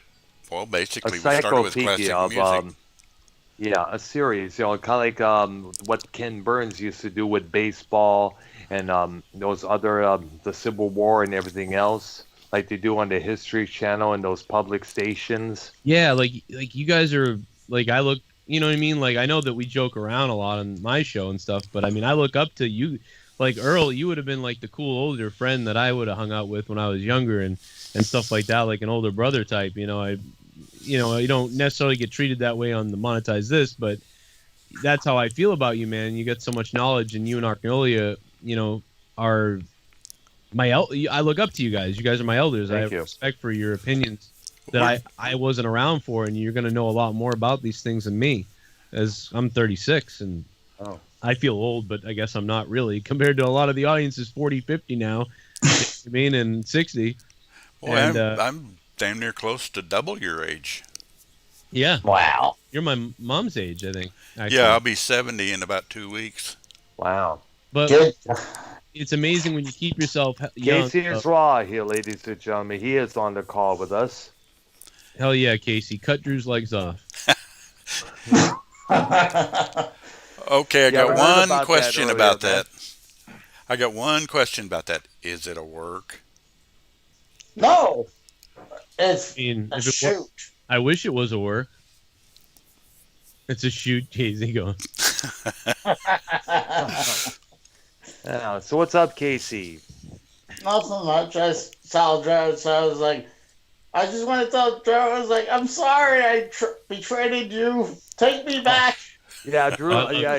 Casey has left Drew's program from what we had heard earlier on, and for those who are not in the known, but he announced it earlier on the. I guess it was the towards the end of JB's show earlier today. I guess it was his Patreon show. Yes, and that's when he made that announcement. Well, what kind of piece of shit place to make an announcement is that? No, I'm just kidding. No. No, I'm just kidding, man. I was actually talking to JB earlier, and I'm pretty close. I don't have this definitive yet. I'm pretty close to getting JB on my side, though. I'm pretty sure. I'm sure Drew's making a really, like, a last-ditch effort, but I think I'm pretty close to having JB on my side. I don't know. I can't confirm that yet, but I'm working on it. Oh. I gotta have him. I gotta have him on my side. So one of the things that me and Arknolia was talking about that we missed on Monetize This was the rivalry between JB and Leah. Yeah. Especially episode 120 and 121. Especially 121. That was the most episode ever. That was when Leah didn't like JB, and I kept saying, if you go back then, I always said to him, I'm like, Leah, I'm telling you, you're gonna like JB. You should like this guy. And she's like, no, like blah blah. And I'm like, I'm telling you, like you guys would get along, and they eventually did. But it was good when they hated each other, though. I know, because that brought in a lot of the donations, like points to JB, points to Leah. That was one of the prime reasons people tuned in onto that show a lot of time. That period. Oh yeah. I think this Friday is going to be a little weird, no doubt about it. And we're doing episode 299 at episode 299. Anyone and everyone, is going to be allowed back on the show for one day, even if they're banned forever. Like they're allowed that night to be on only. So Bullfrog will be making a guest appearance, I guess. Right. Oh no. I guess that means that. Who knows who else is going to be there? But it's going to be crazy. I know that. I guess no doubt I'll be asked to call in to go after Bullfrog like I did a few times on those corrupted pre-shows. Yeah, and then on top of that, episode 300 will be the next week. So, nice. A crazy time on 299 and 300. Hopefully, you know what I mean? Yeah. Yeah, I may have to try to show up for one or two of those. If it's 300 episodes. Yep, I can't believe it's going to be 300, but I know, it's like, wow, man. It's always towards the end of the 100 that the episodes are a little bit like trying to gain a new co-hosting group. It happened in the late single digits because JB had left at that time, and it was me and Leah and Jesse and then whoever else. Me, Leah, Jesse, and whoever else. And then it was around 100 that around episodes 80 to 90 that I heard the video where Ken was like shitting on me in some video, and I was like, I think you're funny, actually, come on my show. And then Dave Rose came back to the show at the same around just before that. So then all of a sudden it got back together, and then by the late 100s there was an issue, and late 200s there was, there's been, it's been a mixture of things. So it's weird how that happens, but I'm sure we'll be back to normal soon. I think a lot of times why people leave, it's not you, Joe. I think what it is sometimes they just get too much of the drama from the trolls, and they need to take time off. Maybe, but oh god, the trolling stuff and the bad people are off the charts now. Oh man, I cannot tell you. There was one time Junebug called me at about 4 a.m, claiming, "Earl, are you in my chat right now at this time of night?" And it turns out it was a fake Dr. Earl. Oh yeah, account. yeah. So, Dude, it's bad among like a lot of I won't say anything specifically, but some people really feed into the hate, the drama, and the just, it's crazy, dude. So I they have no life. Serious at all anymore, and I don't really talk to anybody like off air, offline. Even from me, I almost never message you or anybody because I don't really message anybody. I just kind of just do the shows and stuff like that. I think about everybody, but I don't go around messaging everybody much unless it's like, hey, want to come on, and I don't even send that out much often. I just stay away from everything. Well, you're always busy though. I mean, you have your shows and then you have your family life. I mean, it's like Drew, where he has his work, his family life, and then all the shows he does. I mean, you guys like just burning the candles on both ends. Yeah, it is a little crazy. Mine makes sense because like obviously I'm doing this and everything else, but his, I remember when I worked, dude, when I was working and doing this at the same time, like it was crazy. So like I anybody that tries to do YouTube at the same time while working a full-time job, I know exactly how crazy that feels. And it was crazy. But it ended up working out, I guess. So cool. But it's hard. It's a little rough. Well, basically, one of the things Earl and I got to try to do is figure out a way to. Well, we'll never get monetized on YouTube, and if we do, $2 a month is kind of. It's almost a slap in the face. But need to figure really out bad. how to do odds and ends like Streamlab. Maybe someday Patreon, although we don't have near enough followers for that. Yeah, I mean, like, if you put stuff, well, I'll talk to you later about it, but I mean, if you put stuff on mine, I'll let you know how it does, and sometimes, if it makes money, I can pay out. But it's just about building the following and then editing all the videos the right way.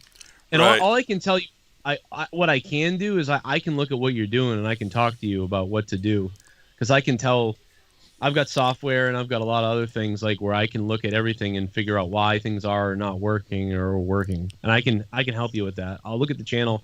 I mean, you've been a $25 patron forever. So, I mean, like, I'll just do this stuff for you guys. I'll let you know, Earl, and you, I'll look over Earl's channel and what you're doing. And there's got to be a way I can probably see what you're missing. Well, I know on my own channel, every one of my videos have a blank screen because I haven't figured out how to do that on OBS yet. Oh, right. I have thumbnails, but I don't. OBS is harder than XSplit, but it's free, so OBS is better for that. Yeah, but true, yeah. And plus, for me, the OBS is the best way to come up with those echo effects after towards the end of my either dark ambient or techno stream. Yeah. Right. Like I don't know if you ever noticed on my channel, I had a little thing called a little echo test. What I did, I was able, I'm streamed live with Keith and YR, and what we did is I turned up the volume on the YouTube Studio tab, and also the other tab where it was displaying on my channel that I was alive, and I just kept them at a certain volume level where I was able to echo on and on and on and on, and I did this a couple times with the past two streams I did, whether it's the Pathway to Exical or the recent techno one that I have on my SoundCloud called At War with the World and Myself. I definitely urge you to listen that all the way through, by the way. And plus the new version of the piece that I sent you through the whether it was Twitter or Skype, the Abandon. Yeah. Yeah, Yeah. I have a new version of that. That's over 2 hours long. Hello? It's extended and remixed. I got to check it out. Yeah, I listened to that one night when I was playing Diablo. I put that on and just that's usually when I listen to it when I'm playing games. Yeah, because I'm thinking about possibly doing another Dark Ambient piece. So right now on my, by the way, I'm also on my Facebook. I'm doing what is called a Halloween soundscape series. I'm going to be doing number 12 pretty soon there, and I'm thinking about possibly doing some of that was based on Carrie White, the Stephen King character. Uh-huh. You know, but one of the I also mentioned to Arknolia possibly doing a special episode about the movie series Carrie and how it relates to the school bullying situations. Oh yeah, okay, yeah, that's a really good idea, because yeah, that's what it all comes from, and yeah, to bring up like how bullying happens and the results and consequences, and for every action, because the bottom line is when you bully someone to the point when they reach that point of no return, they're going to turn into Carrie Whites, not with telepathic powers, but with assault weapons. That's like I remember what used to happen with Tommy, like on the show when we would really joke with Tommy, or we'd make some jokes about things, and then when some other people on the show would get kind of drunk or whatever, and they would start really being mean to him, and he got angry. And I remember one night I got angry at everybody. I wasn't angry at Tommy. I was angry at everybody, even Leah. I think I was even mad at. I was mad at everybody. If you go, it's the one where I flipped out, because then I flipped out on Tommy, because Tommy then started yelling at me, and I was like, "What are you yelling at me for? I'm trying to help you." Because 208 it was. Yeah, I was mad because I felt like we had already kind of made the jokes, and at this point, Tommy didn't think it was funny anymore at all, and he was actually. He thought it was serious. Yeah, he was getting really angry, and I was like, okay, like this, what are we gonna keep like doing the same joke over and over to him? Like, so I kind of wanted to move on at that point. Like, I didn't. If he flips out, I think it's funny when if he gets flips out over stupid things that come out of nowhere. But when he flips out because people are just beating him up, like, it's like, I'm like, this isn't funny. So I remember that's why I was getting angry in that episode, because I said, hey, let's calm down on that. You know what I mean? Like, if he gets mad on his own because we're giving him some shit, that's his thing. But if you're just pounding on him with this over and over again, you can hear it. You can hear it in my voice and the people around that were kind of adding on, and I was getting sick of it, and that's why I got angry. But then he got mad at me, and then all that anger came out at him instead, because I was like, I'm helping you. That's what you remember that, man. Yeah, that's the loudest you ever shouted. I'll tell you that right there. That's not the one where he said gracious or whatever. That was a different one, but I thought this was old. This was going way back. Yeah. See, I'm guilty of doing that to him. I mean, like you said, sometimes it's hard to stop the joking when, like, I'm not really meaning anything when I joke with him, but sometimes it is hard to stop, because you get so into it. Oh, but then again, coming from Tommy's perspective, sometimes anybody with autism often has a hard time distinctifying which is a joke and which is seriousness, because it's the way it's being delivered, Yeah. Right. Yeah, I like to throw away the autism thing and just kind of treat him like I would treat anybody a regular person. Sure. Yeah. Yeah. But I do understand, but at the same time, I don't like it when he's actually confused and he really thinks people are. Harold about 2 hours it's a hard ago. Thing to balance, what you're going to say, like the joke. But you didn't chase him out. That has been every. Can I finish my phone call? Whatever. Some people. It's like that's a rough one that like I don't know if we're going to go there with this, but it's kind of like. I think he'll ever get a laugh. And the funny thing is, like, I've heard other people make these jokes to him, and those are some of the same people being like, "This is bad," but it's like, I've heard Filthy, Filthy Mouth said this about his wife. You know what I mean? See, that's the thing. Is like they come to me. I'm like, they're using me as bait. I'm like I said this before. It gets you riled up, because when they get you riled up, they they see you react, and that's what draws in a lot of viewers. So that's Well, what gets a lot of attention. What do you mean? What do you mean is bait? What do you mean? Like trying to make me like trying to Lose your like shit. not only lose my shit, like trying to turn on the community. Just Oh, kind of like what they do well, with Tommy a little bit, you oh, know. oh, you mean Ken and Filthy? No, I'm talking about. Well, I'm. It's Mostly not. Phil. It's just anyone He who don't give tries. Filthy don't give a shit about any of that. He don't care about any of that. He just says what he wants to say. He don't care about what if people are, getting mad at his jokes. He doesn't give a shit. I don't either. That's the thing. Like neither of us, nobody does. But I've seen people, from just troll bags everywhere saying like, "Oh, how could you?" But then they don't say that when he says that. So when he says that, it's funny. When I say it, I'm some kind of, you know what I mean? Like it's fake. It's a fake outrage. They're using Casey, like you just said. People are using Casey for fake outrage to White Knight or whatever. Yeah. Now, if Casey said off the air, like, "Hey, like I don't," it's funny, but like I don't want to do that anymore. I'd be like, "All right, I'm sorry, bro. I won't do that anymore." And I don't really want to do it too much. It's kind of a one-time only joke. You know what I mean? You make it once and you don't really go back. It's because it's, and I care about him and I care about, he deals with this all the time still, I'm sure. And it's a sad thing. And, Arknolia has treatments that he has to do every week. A lot of people are going through a lot of stuff. And you never know what somebody's going through, everybody, That's true. That person you made fun of in the high school locker room, crying, you made fun of him for crying, but you probably don't know that his mother is going through stage 3 cancer at his house. Yeah, so who knows? That's why real bullying in school. I mean, if someone's in on a joke, I mean that's a different thing. If it's a joke and someone's whatever, but if you're starting this bullying thing, which is what people do, I don't like that. I don't like the 3 people shitting on you and you're not there. It's kind of like we've been joking around on Twitter and Himmelgod, people are like, "Oh my God, he said he's gonna repo your thing." I'm like, he's joking, you dildo. He's kidding. It was like back when fake Paul 3's in your chat, by the way.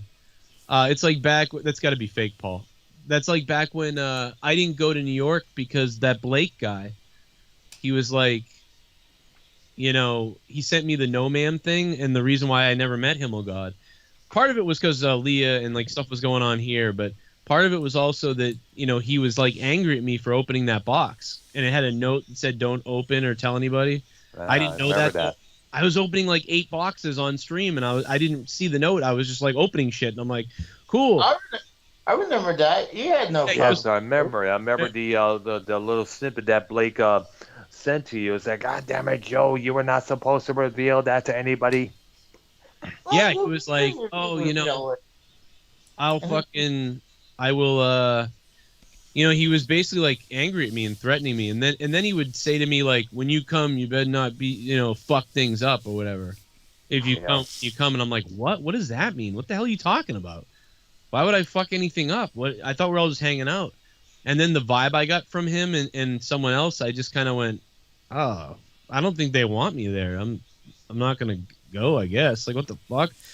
And it was just weird, dude. It's just stuff like that. Where one person who normally talks to you stops talking to you, then the other guy's giving you shit, then you don't know why you giving shit. That's sort of like exclusion thing. Yeah. I hate that. Yeah. They did that in school. People did that in GU in school. It was like, what the fuck is that? What are we all 40? Like, I mean, what's going on? Or 12 years old. Close that. I mean, shit. I'm 38. You're a Kurt Schilling. Me and Arknolia are older than both you guys. And that's not Paul 3 in your chat. It's probably the copy guy. But he goes, I never heard of Paul 3. No, he's a guy in the chats, but he's got there's a fake guy going around. He's like, you exploit disabled people. Yeah, well, if that's the case, then so doesn't almost every show that you listen to. So, But the thing is, Tommy begged us. Tommy begged for a long time to be on the shows. He begged to be on the shows. Yeah. And we put him on. And everybody does, man. Everyone's welcome on all the time. Does it allow for comedy? Like, can you take advantage of some people's maybe, their lack of understanding about some things that make things funny and stuff like that? And yeah, I mean, that certainly happens. You know what I mean? You can have a lot more control, when somebody's unaware of what's going on, or maybe they say things that are outlandish. But I find it, I don't know, I find it curious and I find it interesting, and so doesn't a lot of other people that I know that have shows. Everybody does, because it's interesting to hear people's perspectives or what they think about or what comes to their mind. It's fun, it's funny. Yeah. No, yeah, I already talked about the Himmel God thing, Paul. He's kidding, bro. He's kidding, bro. He actually DM'd me, goes, "What the fuck's like? People actually think I'm gonna repo your house." I'm like, dude, Oh man, yeah. the fuck, dude. People actually like, it's funny, man. People believe almost anything or nothing. It's weird. I don't know. Well, that's Yeah, funny that guy- because it's not Anything even that they legal. hear. It's not even legally Yeah. possible. I know it's a funny ass joke, and the guy knows what he's doing, and it's funny. And here's the other thing: Himmel God could club me in the back with a baseball bat, and I wouldn't get mad at it because the guy owed the guy so much. Like, it does, like, Himmel God could say that he's like coming to fucking repossess Leah from me, and I'd laugh at that. God. He'd say he was coming to take Leah away to his Jewish temple. And and I don't know, like, whatever. And it would be funny because there's nothing that guy could do to even if he hated me and he clubbed me to death with a baseball bat. I'd say, "Thank you, sir. May I have another?" That guy can do no wrong almost in my eyes. So it doesn't matter what he does. I don't care what what joke he makes. He's kidding, but people are fucking ridiculous. Yeah. Even if he hadn't have been kidding or something, I would have been like, "Well, fuck, it's how he feels." I don't know. But come on. I do got to go watch Raw now, though, but I had a lot of fun. Good luck with that one. All right. Yeah. One more thing, Joe, I need to bring up, and that Bullfrog is the man. Going back to the idiot that is Bullfrog, he was on the simulcast between me and Minnesota Vikings fan, and he was addressing the what happened on that one throwdown during the first presidential debate where he's screaming at you, do something about it. If you don't do something about this, I'm going to shoot you.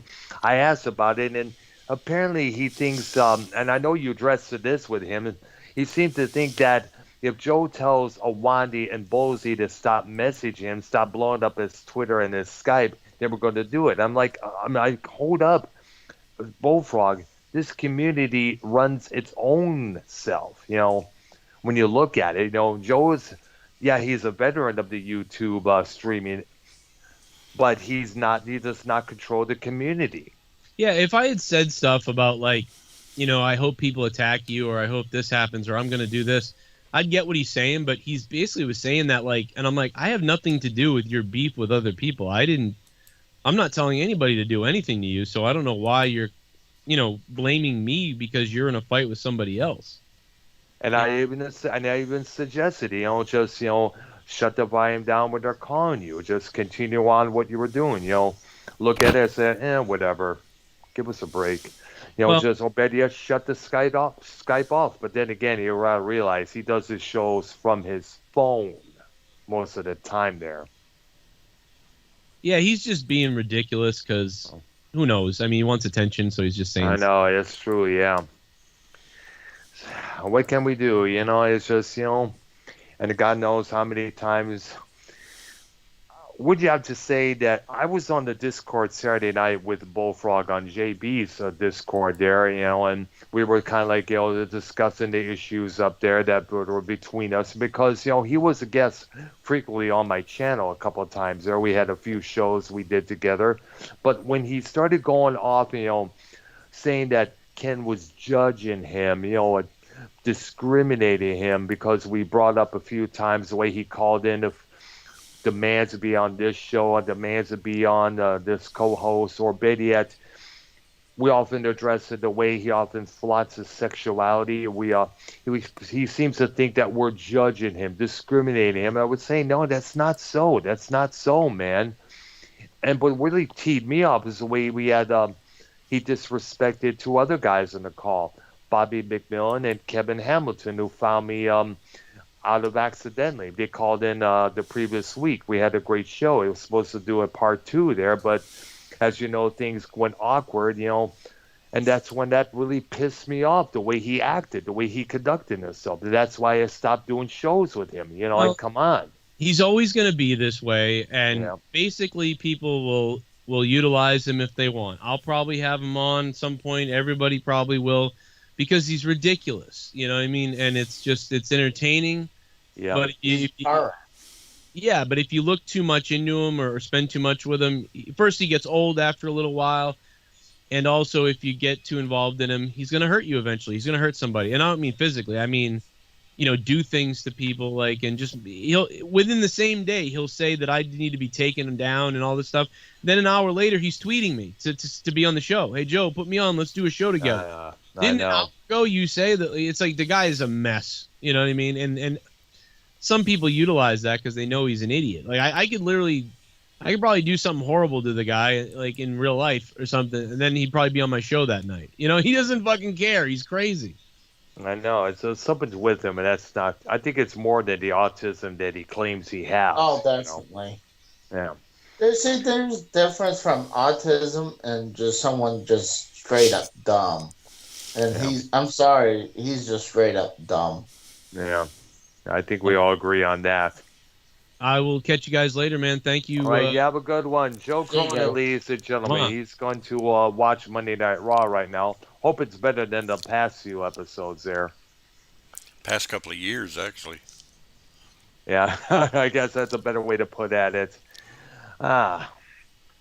So, But the one thing I would say, trying to make sense with him, with Bullfrog, it's like trying to make sense with someone who's insane. like talking to a brick wall. Exactly. It's like you're not going to get anything across him. I'm like, But then again, it's the same thing with Scott and YR. So, obviously, those two or three are going to find something with one another there. I just stay away from those two. I've been staying away from them a long time. The only time I had any communication with YR is when I called in with our tribute to Eddie Van Halen, and that was pretty much about it. I know a couple of times, before that, YR said a comment on one of my videos there, saying, Eddie Van Halen passed away. I'm sorry, we need to get back together, do something there, and I mentioned this to Nikki Nines when I was on his confessions program.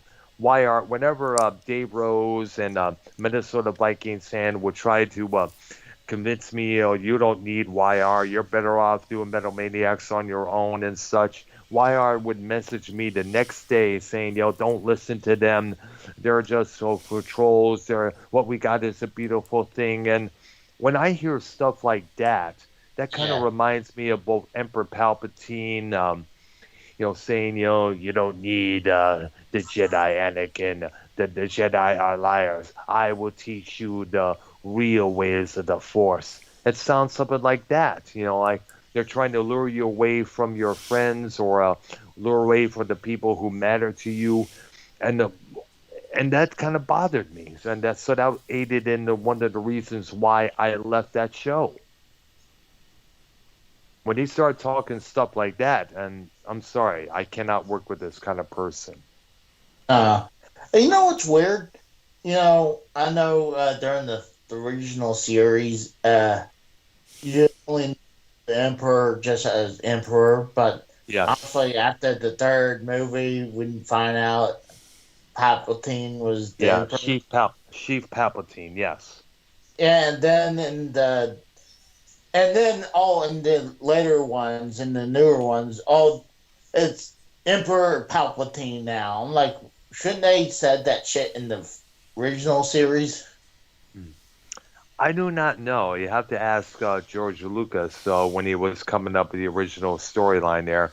But then again, he kind of decided to give him his original name later for the prequels there. I just thought that was cool how they used the same guy from the original series throughout the whole series. Yeah.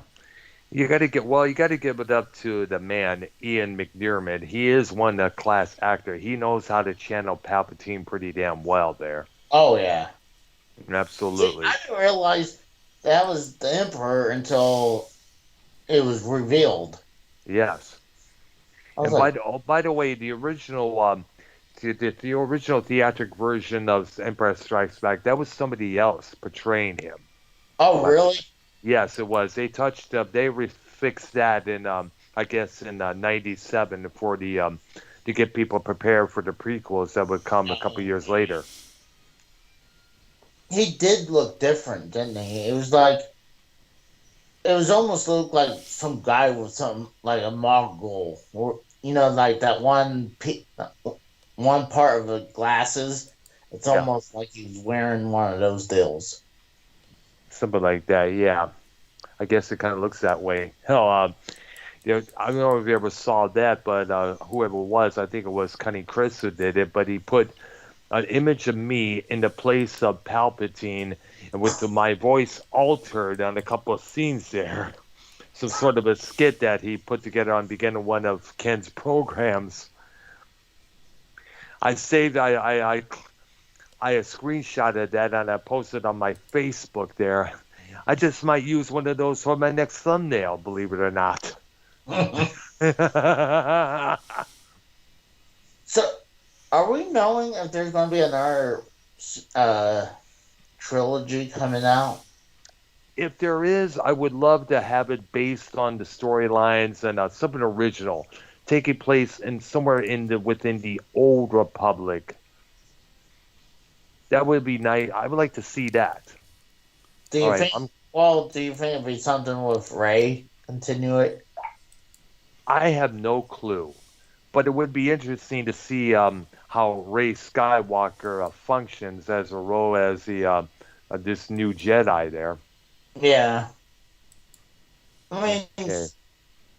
some people they're like, oh, they don't like it as her being the main character. I don't mind it. It's when you overdo it. I mean, kind of like how they did with the Ghostbusters. I know, especially with the female Ghostbusters, which we all agree was a stupid thing to do. That was PC from the Oh, from start to finish there. yeah. I don't think it was that horrible, but still, it wasn't great. I still like two over that one. Yeah. Well, we'll have to wait and see what the boys at Disney and Lucasfilms have to come up with because they're right now trying to make Star Wars as great as the Marvel's universe. Well, actually, they're slowly building that up with the Mandalorian series there on Disney Yeah. Plus. All right, so ladies and gentlemen, on the call right now, Devious Dave Rose. He is on the call right now. What's up, Dave? Hey, what's up, guys? Yeah, we're doing Hey. well out here. I just thought I'd call in since you were asking earlier. I was just Yeah. baking stuff, but yeah, I got more to do, so Ah. I just thought I'd check in and stuff. Well, Yeah, I'm with kind of sorry you everything missed the going Beatles episodes. Yeah, Yeah. I think I did message you about coming on and Yep. participating in those there. Yeah, but things came up, so That's understandable. Yes. Stuff Yeah. happens. So I know we were trying to get Minnesota Silver Roll to come on as well. He mentioned about it, but I wasn't able to get a hold of him for some reason. But then again, who knows what's going on with him and his cousin? How much are you I hear into? you. How much are you into '60s music? Do you know a lot about it? Fair bit. I mean, yeah, I know a fair bit. I would say. All right, I I mean, gotta take a obviously leak. I'll let you nothing guys like talk. that's also a very trepidatious question, I guess, because I mean it's literally like approaching the sages in the holiest of holies, and they're asking like, "Are you prepared? Like apostle, are you really prepared to show your knowledge?" So it's Well, it's kind of like the Yeah. I went. It's kind of like the Procol Harum song "In Hell 'Twas I," where he did all this stuff so he could go see the master, and he goes up and asks the master. He says, "Master, what is the meaning of life?" And the master looked and smiled and said, "Life is like a beanstalk, isn't it?" Hmm. Have you ever heard that song? I don't think so. I obviously I know Procol Harum, but Well, that's about an 18 yeah. minute I guess you could call it an early prog song because it's definitely prog. Nice. I loved it when you would find a song that was like, close to 20 minutes. I mean, it told a story and it was taking you on a journey too. Well, that thing's an epic. It's really good. And Robin Trower was in Procol Harum when that song came out, so he's doing the guitar in that song.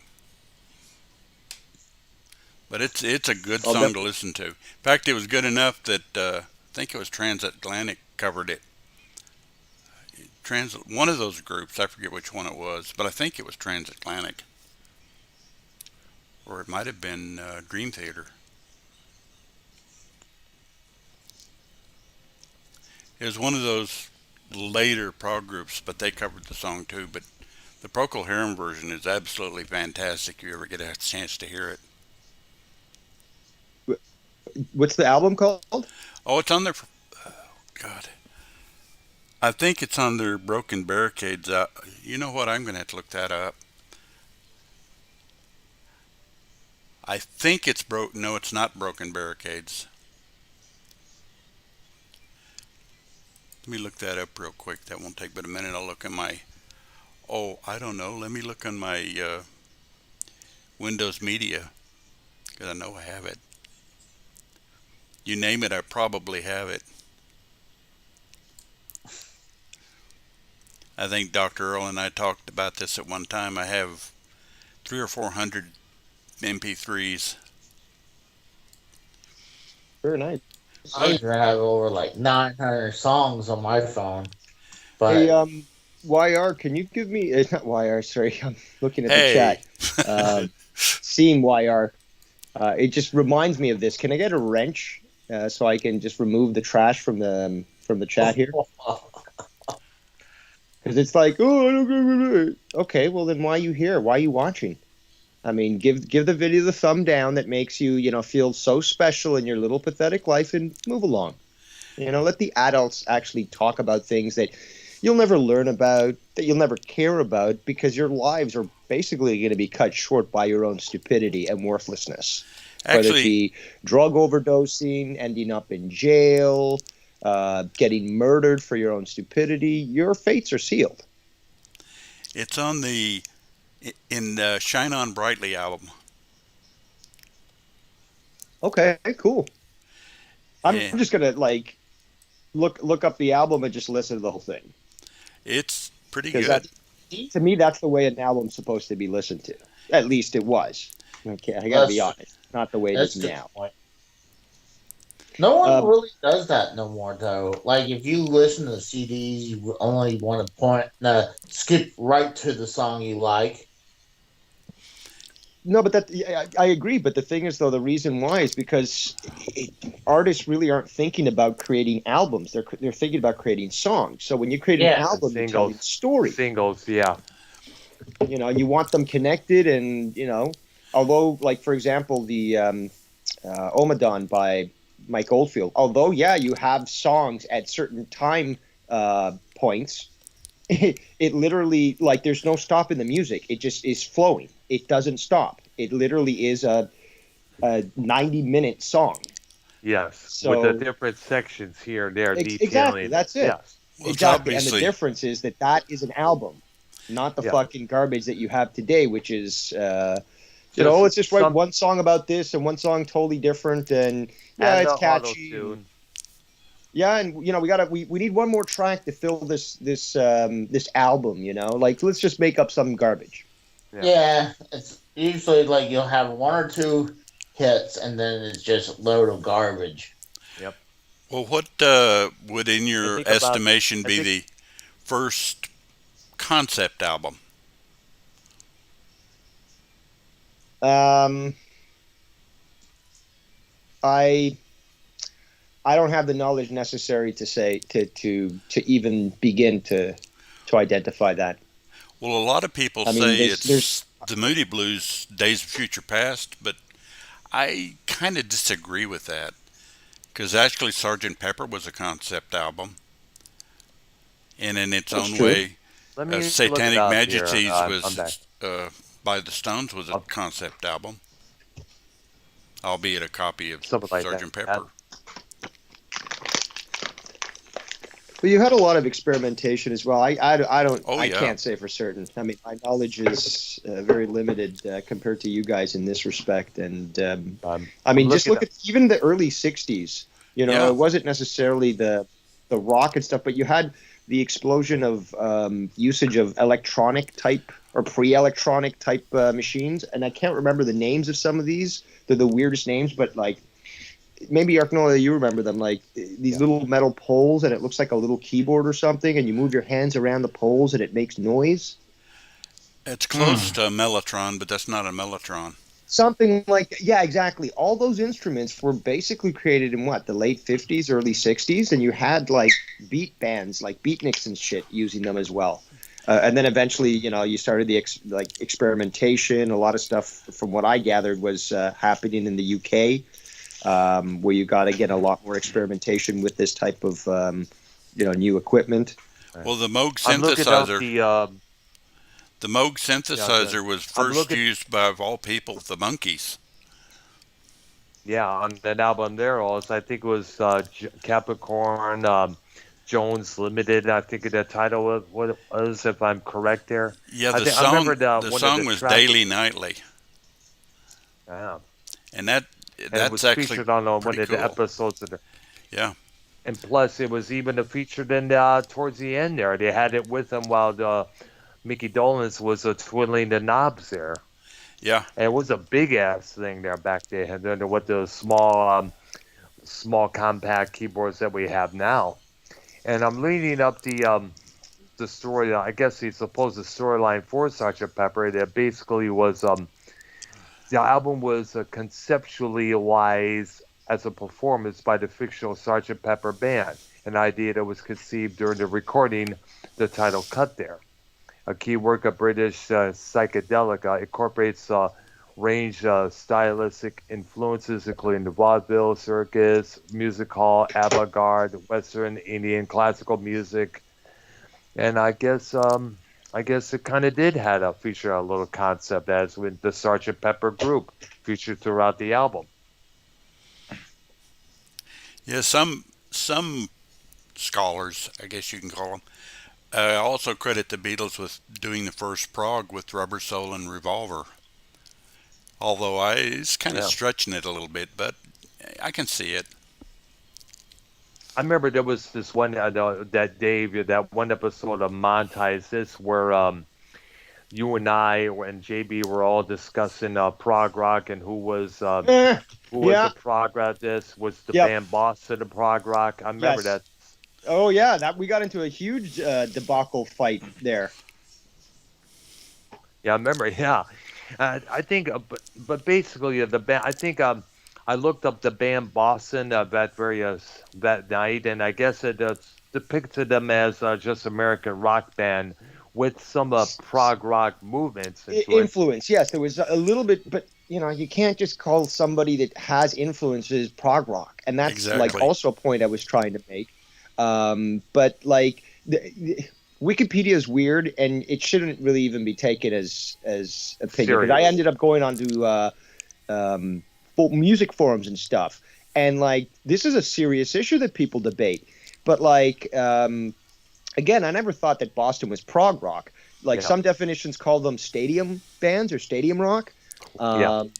You know, I'm dated, but I call it classic rock, or at least to me that's classic, but it's classic 70s, whatever. Bottom line is that we got into this huge fight, and he refused to accept that Boston wasn't progressive.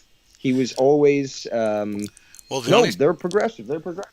the only song that I could even say is progressive is "Foreplay Long Time." That one maybe. But then again, yeah, maybe so, or possibly the launch and then cool the engines from the third stage record there, or the Journey and that other song that followed from the second album. Right. But for me, I think the what comes close to it as an American prog rock group would have to be the band Kansas. Absolutely. They're one of the very Yeah, early yep, progs. I'd have to agree. Uh-huh. Definitely there. By the way, my favorite album cover from them was Monolith from 1979. Yeah, and actually the very first album had an interesting cover with was it John Brown? I don't remember, I but it's think it the old guy was. with the beard, you know, Yes. inciting the people. In the middle there. Yeah, Yes. The abolitionists. yeah, I think that was John Brown, but I could be wrong. Yeah, because there Yes. was an abolitionist named John Brown. I guess that's a focus of, I guess, a movie that stars Ethan Hawke at this right now. I guess Right. that's trending. Well, when we discuss Kansas, and we will, because that's one of my favorite groups. It's in my Yeah. top Yeah, 20 easy. Uh, we can go over a lot of stuff by them because their albums, a absolutely. There. lot of their albums are classic. Yep. Yeah, and we're going beyond Dust in the Wind and Carry On Wayward Son. We're going Oh, beyond those absolutely. two songs there. Magnum Uh, Opus, wow, that song is killer. People of the South Wind. That's a pretty Yeah, good song. I remember hearing that on the radio when that album Monolith was out there. And Song that's for at the time when America, I was really discovering rock. Yes, Icarus, Born on the absolutely. We Wings of got to Steel, definitely, yeah. And we also Lamplight got to take a Symphony. look at that. And we also got to take a look at after Steve Walsh left the group and John Elefant took his place as their frontman there. Right? You know, because a lot of people forget about Fight Fire with Fire, Everybody's My Friend, and of course the main one, Play the Game Tonight. Yeah. Oh, there's a lot of material to cover with Kansas. Kansas is an easy Yeah. one to cover. And of course, see, Yeah. as we're talking prog rock, we got to go over the various iterations of King Crimson. Oh, absolutely. Oh, yeah. I think they're in there. I guess it's what is it? Their seventh lineup currently at this moment with Yeah, I was the going to say three it's up drummers. there a while. You know, it's up there a ways because I know that they've been through a few. And then we got, well, when we get to Deep Purple, we got the various marks there. And I Yep. got a question there. A lot of people consider them metal, which I do, but not the first mark. The first mark wasn't so much metal as the second on. First mark Yeah. was good, but it wasn't what I would consider metal. But that's a personal opinion, I suppose. Yeah. But it's a predecessor to heavy metal to put forth there. Yeah, and there were songs that were close, but the first one was more kind of a the first mark. I mean, was more of a hard rock. They had 3 albums, but they were not so Yeah. much Yeah. metal as they were kind of hard rock without being metal. Yeah. And I know it's the first market you're talking about there. I had one of their tapes that are Shades of Deep Purple there. And we're talking about when Ian Gillan became their front man. Yeah, Because on their first mark, somebody else was their front man. And this is upon the period when they covered that Joe South song, Hush. right, right. And other covers, you know, that they did too. They did more The covers then. Beatles to help. Yeah. Yes. Yeah, this actually the second album, Book of Taliesin, was pretty decent. Mm. I actually like that one better than Shades of. Wow. And the third one didn't do real well because they were recording at that time for a record company by the name of Tetragrammaton, I think. And right about the time Yes. they recorded that album, the company went broke. Very few copies of that album got sold early, and it came out later. And that's actually a pretty good album.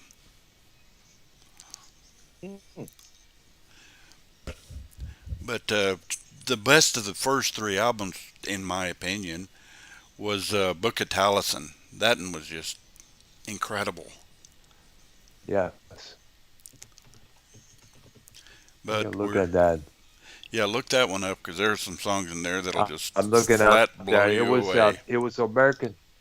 Yeah, it was American record label founded in '68 by music industry executives Roy Silver, Bruce Post Campbell, Martin Dean, and Bill Cosby. Yeah, I was going to say I thought Bill Cosby Believe had a it or part in not. that. Yeah, yeah, he has had a part of that record label. In fact, I remember he released an album, I guess, a recording some sort of a. It was a one of those two shows a night at some sort of a hotel or something like that. Oh yeah, I And I remember that. guess he did the first show and the second show. Both were recorded for that particular album. There, Yeah, I remember that one it actually. was also it was also responsible for releasing the controversial Unfinished Music number two versions in the United States that featured John and Yoko, both in the buff there, front and back nude. I remember that too. Yes, absolutely. A plus along with the three Deep Purple albums as well. And stepped in as the distributor after Capitol Records. They refused the album there. I guess what it was.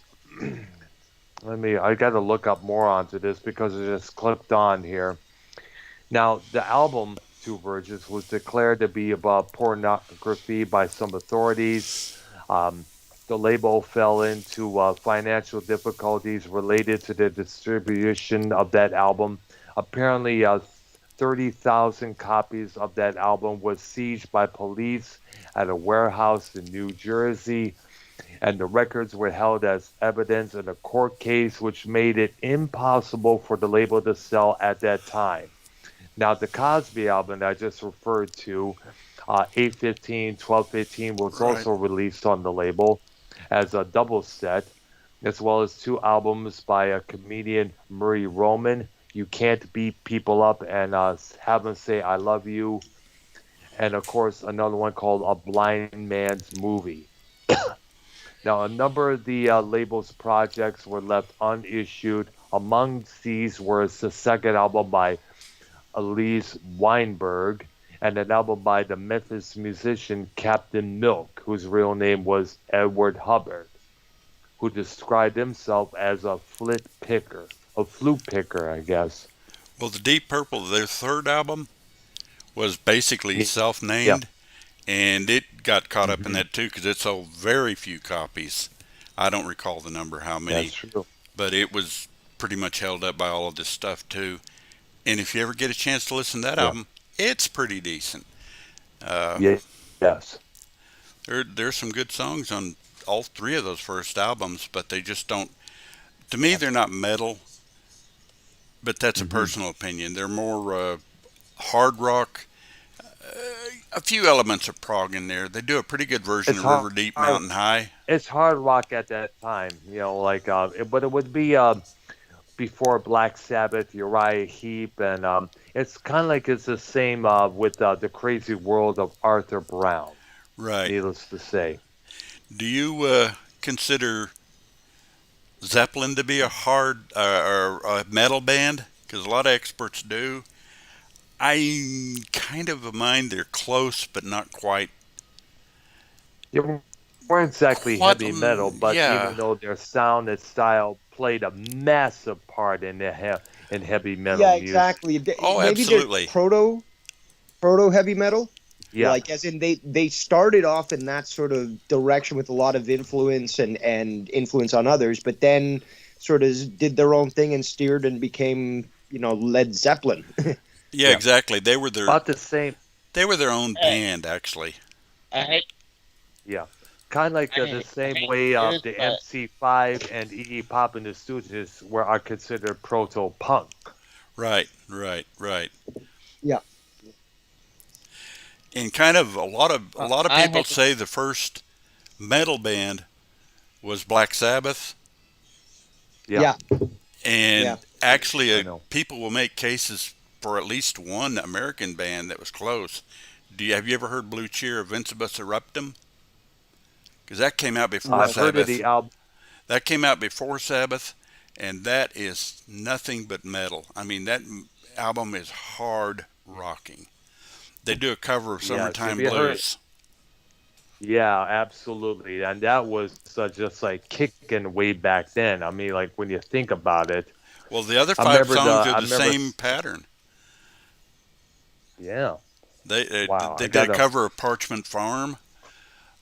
They did a song called Second Time Around that is just absolute nuts. It's a good song. And Mhm. another one called Out of Focus. That's good. And I forgot the name of the other one. There's only 6 songs on the album, but several of them are fairly long. Wow, yeah, absolutely. I'm looking that up right now. It was released in January of 1968. It features a heavy, thunderous blues sound, which would later become, of course, known as heavy metal. It was a critical and commercial success. It peaked at number 11 on the Billboard 200 album charts and spawned the top 20 hit cover of the, of course, as you mentioned, Summertime Blues. Being an example of hard rock, it also included the first heavy metal albums. Of course, Spin magazines placed it 22 on their list of the one of the 40 greatest metal albums for that magazine. There, definitely. Oh, it is definitely a good listen, Yeah. and it's some hard music. Really, really. I got it. Now you got me intrigued, man. Definitely got to check it out. To definitely look it up on YouTube or something else there for shizzle, man. Well, Definitely. second time around, I think is the name of the song. It's got some very hard driving guitar, good vocals, and then it's got Hmm. an awesome drum solo in it. Oh yeah. But it's definitely worth a All listen. right. All right. All right. So, Casey, Dave, are you guys willing to participate on our next few episodes of the second half of the British Invasion series that we're going to do tomorrow and Thursday night there? I don't know. I don't know if I can.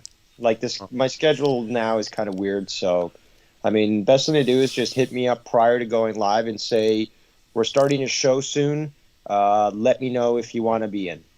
And if you hear back Yep. from me, then chances are I'm in. And if not, I'm probably doing stuff. All right.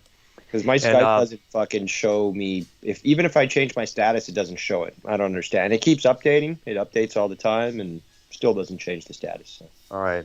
How about you, Casey? Is Casey still here? I gotta check, dude. Well, on Tuesday we'd start at 6. I think he left. Well, on Tuesday we'll start at 6, and on Thursday we'll start at 5. There, that's right. Yeah. Your time. Well, Yeah, our yeah, time, the that, Central Time sorry, area. it's That's where we live here. yeah, it's Yeah. kind of I see the clock and that's what I go by, you know. And yeah, I know there's different time zones and all that, but it's not something you really think about. Yeah. All right. I'm in Eastern. So Right. Ah, Okay. I see. Yeah. I always add Eastern time whenever I tell somebody the time. Because I know. you can't spell best without EST. Oh, That's true. boy. Yeah. Definitely. All right. So, I guess Casey took off without us knowing about it. I guess there. So, Well, yeah, that's all okay. right. I'll definitely I'll message him on Skype. To see if he wants to be a part of the of our coming shows this weekend pertaining to the British Invasion, the Twilight Zone, and Ray Harryhausen. Harryhausen. Yep. Yeah, And I'm sure Dave's familiar definitely with there. him. Yes. I guess. Who? Ray Harryhausen. Ray Harryhausen. He was like one of the pioneers of the special effects of monsters and some of the movies like the Oh, Seven you guys were Voyages. talking about him earlier, where he did Clash of the Titans, and he did The Well, original. he came from the beneath the original. sea. What's it called? And he actually, Aladdin? No, was it? No, it's Sinbad. Sorry, Yeah. Sinbad. The There's- Seven Voyages. well, I think he also did the Golden Voyages. I'd have to look it up to be sure, but I'm pretty sure he did. And I he know did the the style. Raquel, I'm very familiar with the style. and he actually was the one that did the monsters in 1 million years BC, the Raquel Welch movie. Okay, yeah. Yeah, he did that one too. Well, That's we'll true. go over his filmography because there's actually quite a few that you go, oh, he did those monsters and or creatures.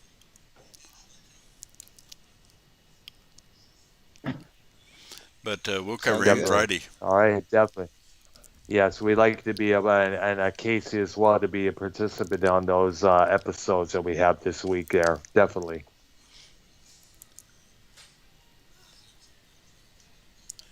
Yeah, absolutely.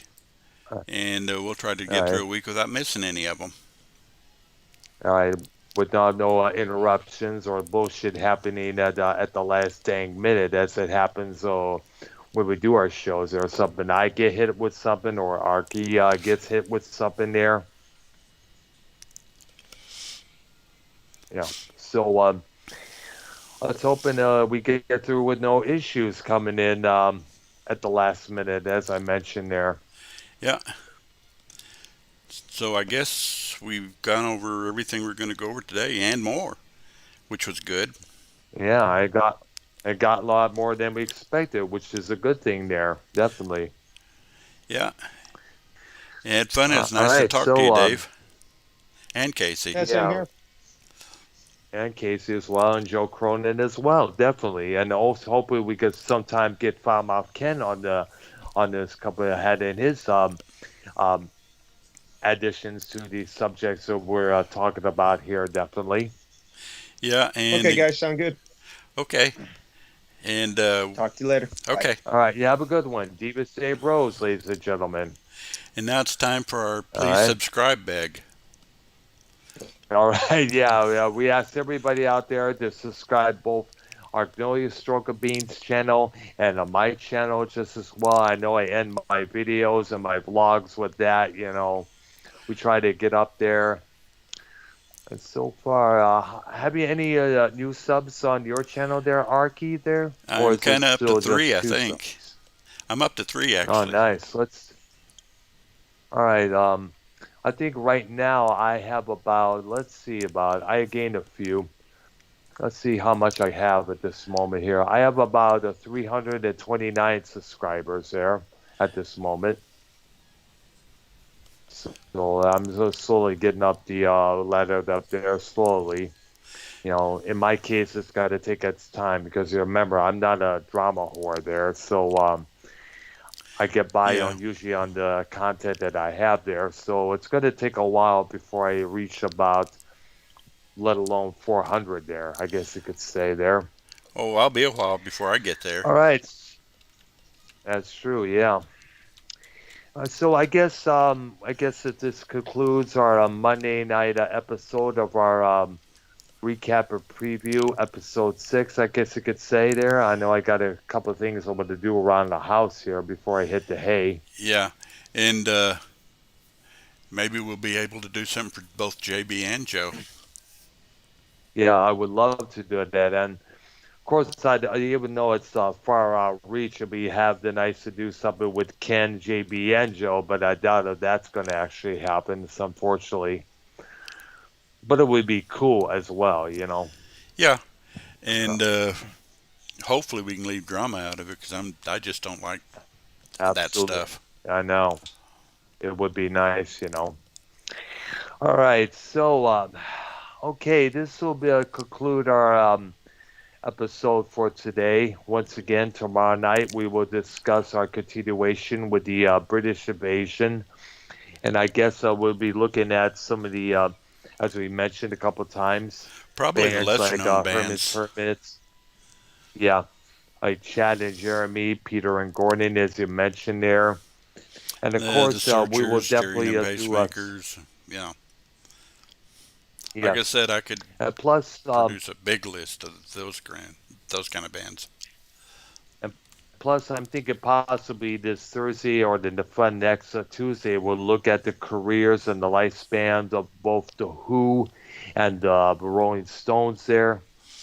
Yeah, we'll just see how Tuesday goes, and if we have a lot of material and run out of time, well, we'll extend it to the next show.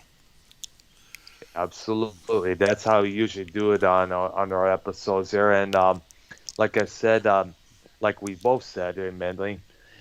This coming Wednesday, we'll take a look at the iconic Twilight Zone series, Right? started by Ron Sterling. And on this Friday, we'll take a look at the monsters and the creations of Ray Harryhausen. We'll And definitely look into his career there.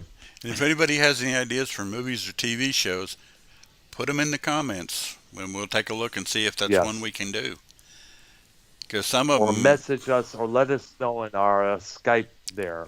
right, and some of them, if we don't know anything about them, obviously we can't cover them. But if we do, we can look at them, kind of talk All about them a little right. bit. Definitely. We'll welcome all suggestions and ideas there to help the series of programs that we have here. Right. Okay. So once again, thank everybody for watching in. This has been recap and preview episode 6. We look forward to hearing you and seeing you, watching our programs for the week tomorrow. All right. For Arknolia and myself, everybody, you guys have a good one. Alrighty. And goodbye to All everybody. right. Well, I don't mean it that. Interesting episodes we've ever did. Yeah, We that was was hoping to good. get Joe Crow. I mean, we got some Definitely. unexpected guests that worked out really well, I thought. Absolutely there. All right. So I'm going to stop the stream here. And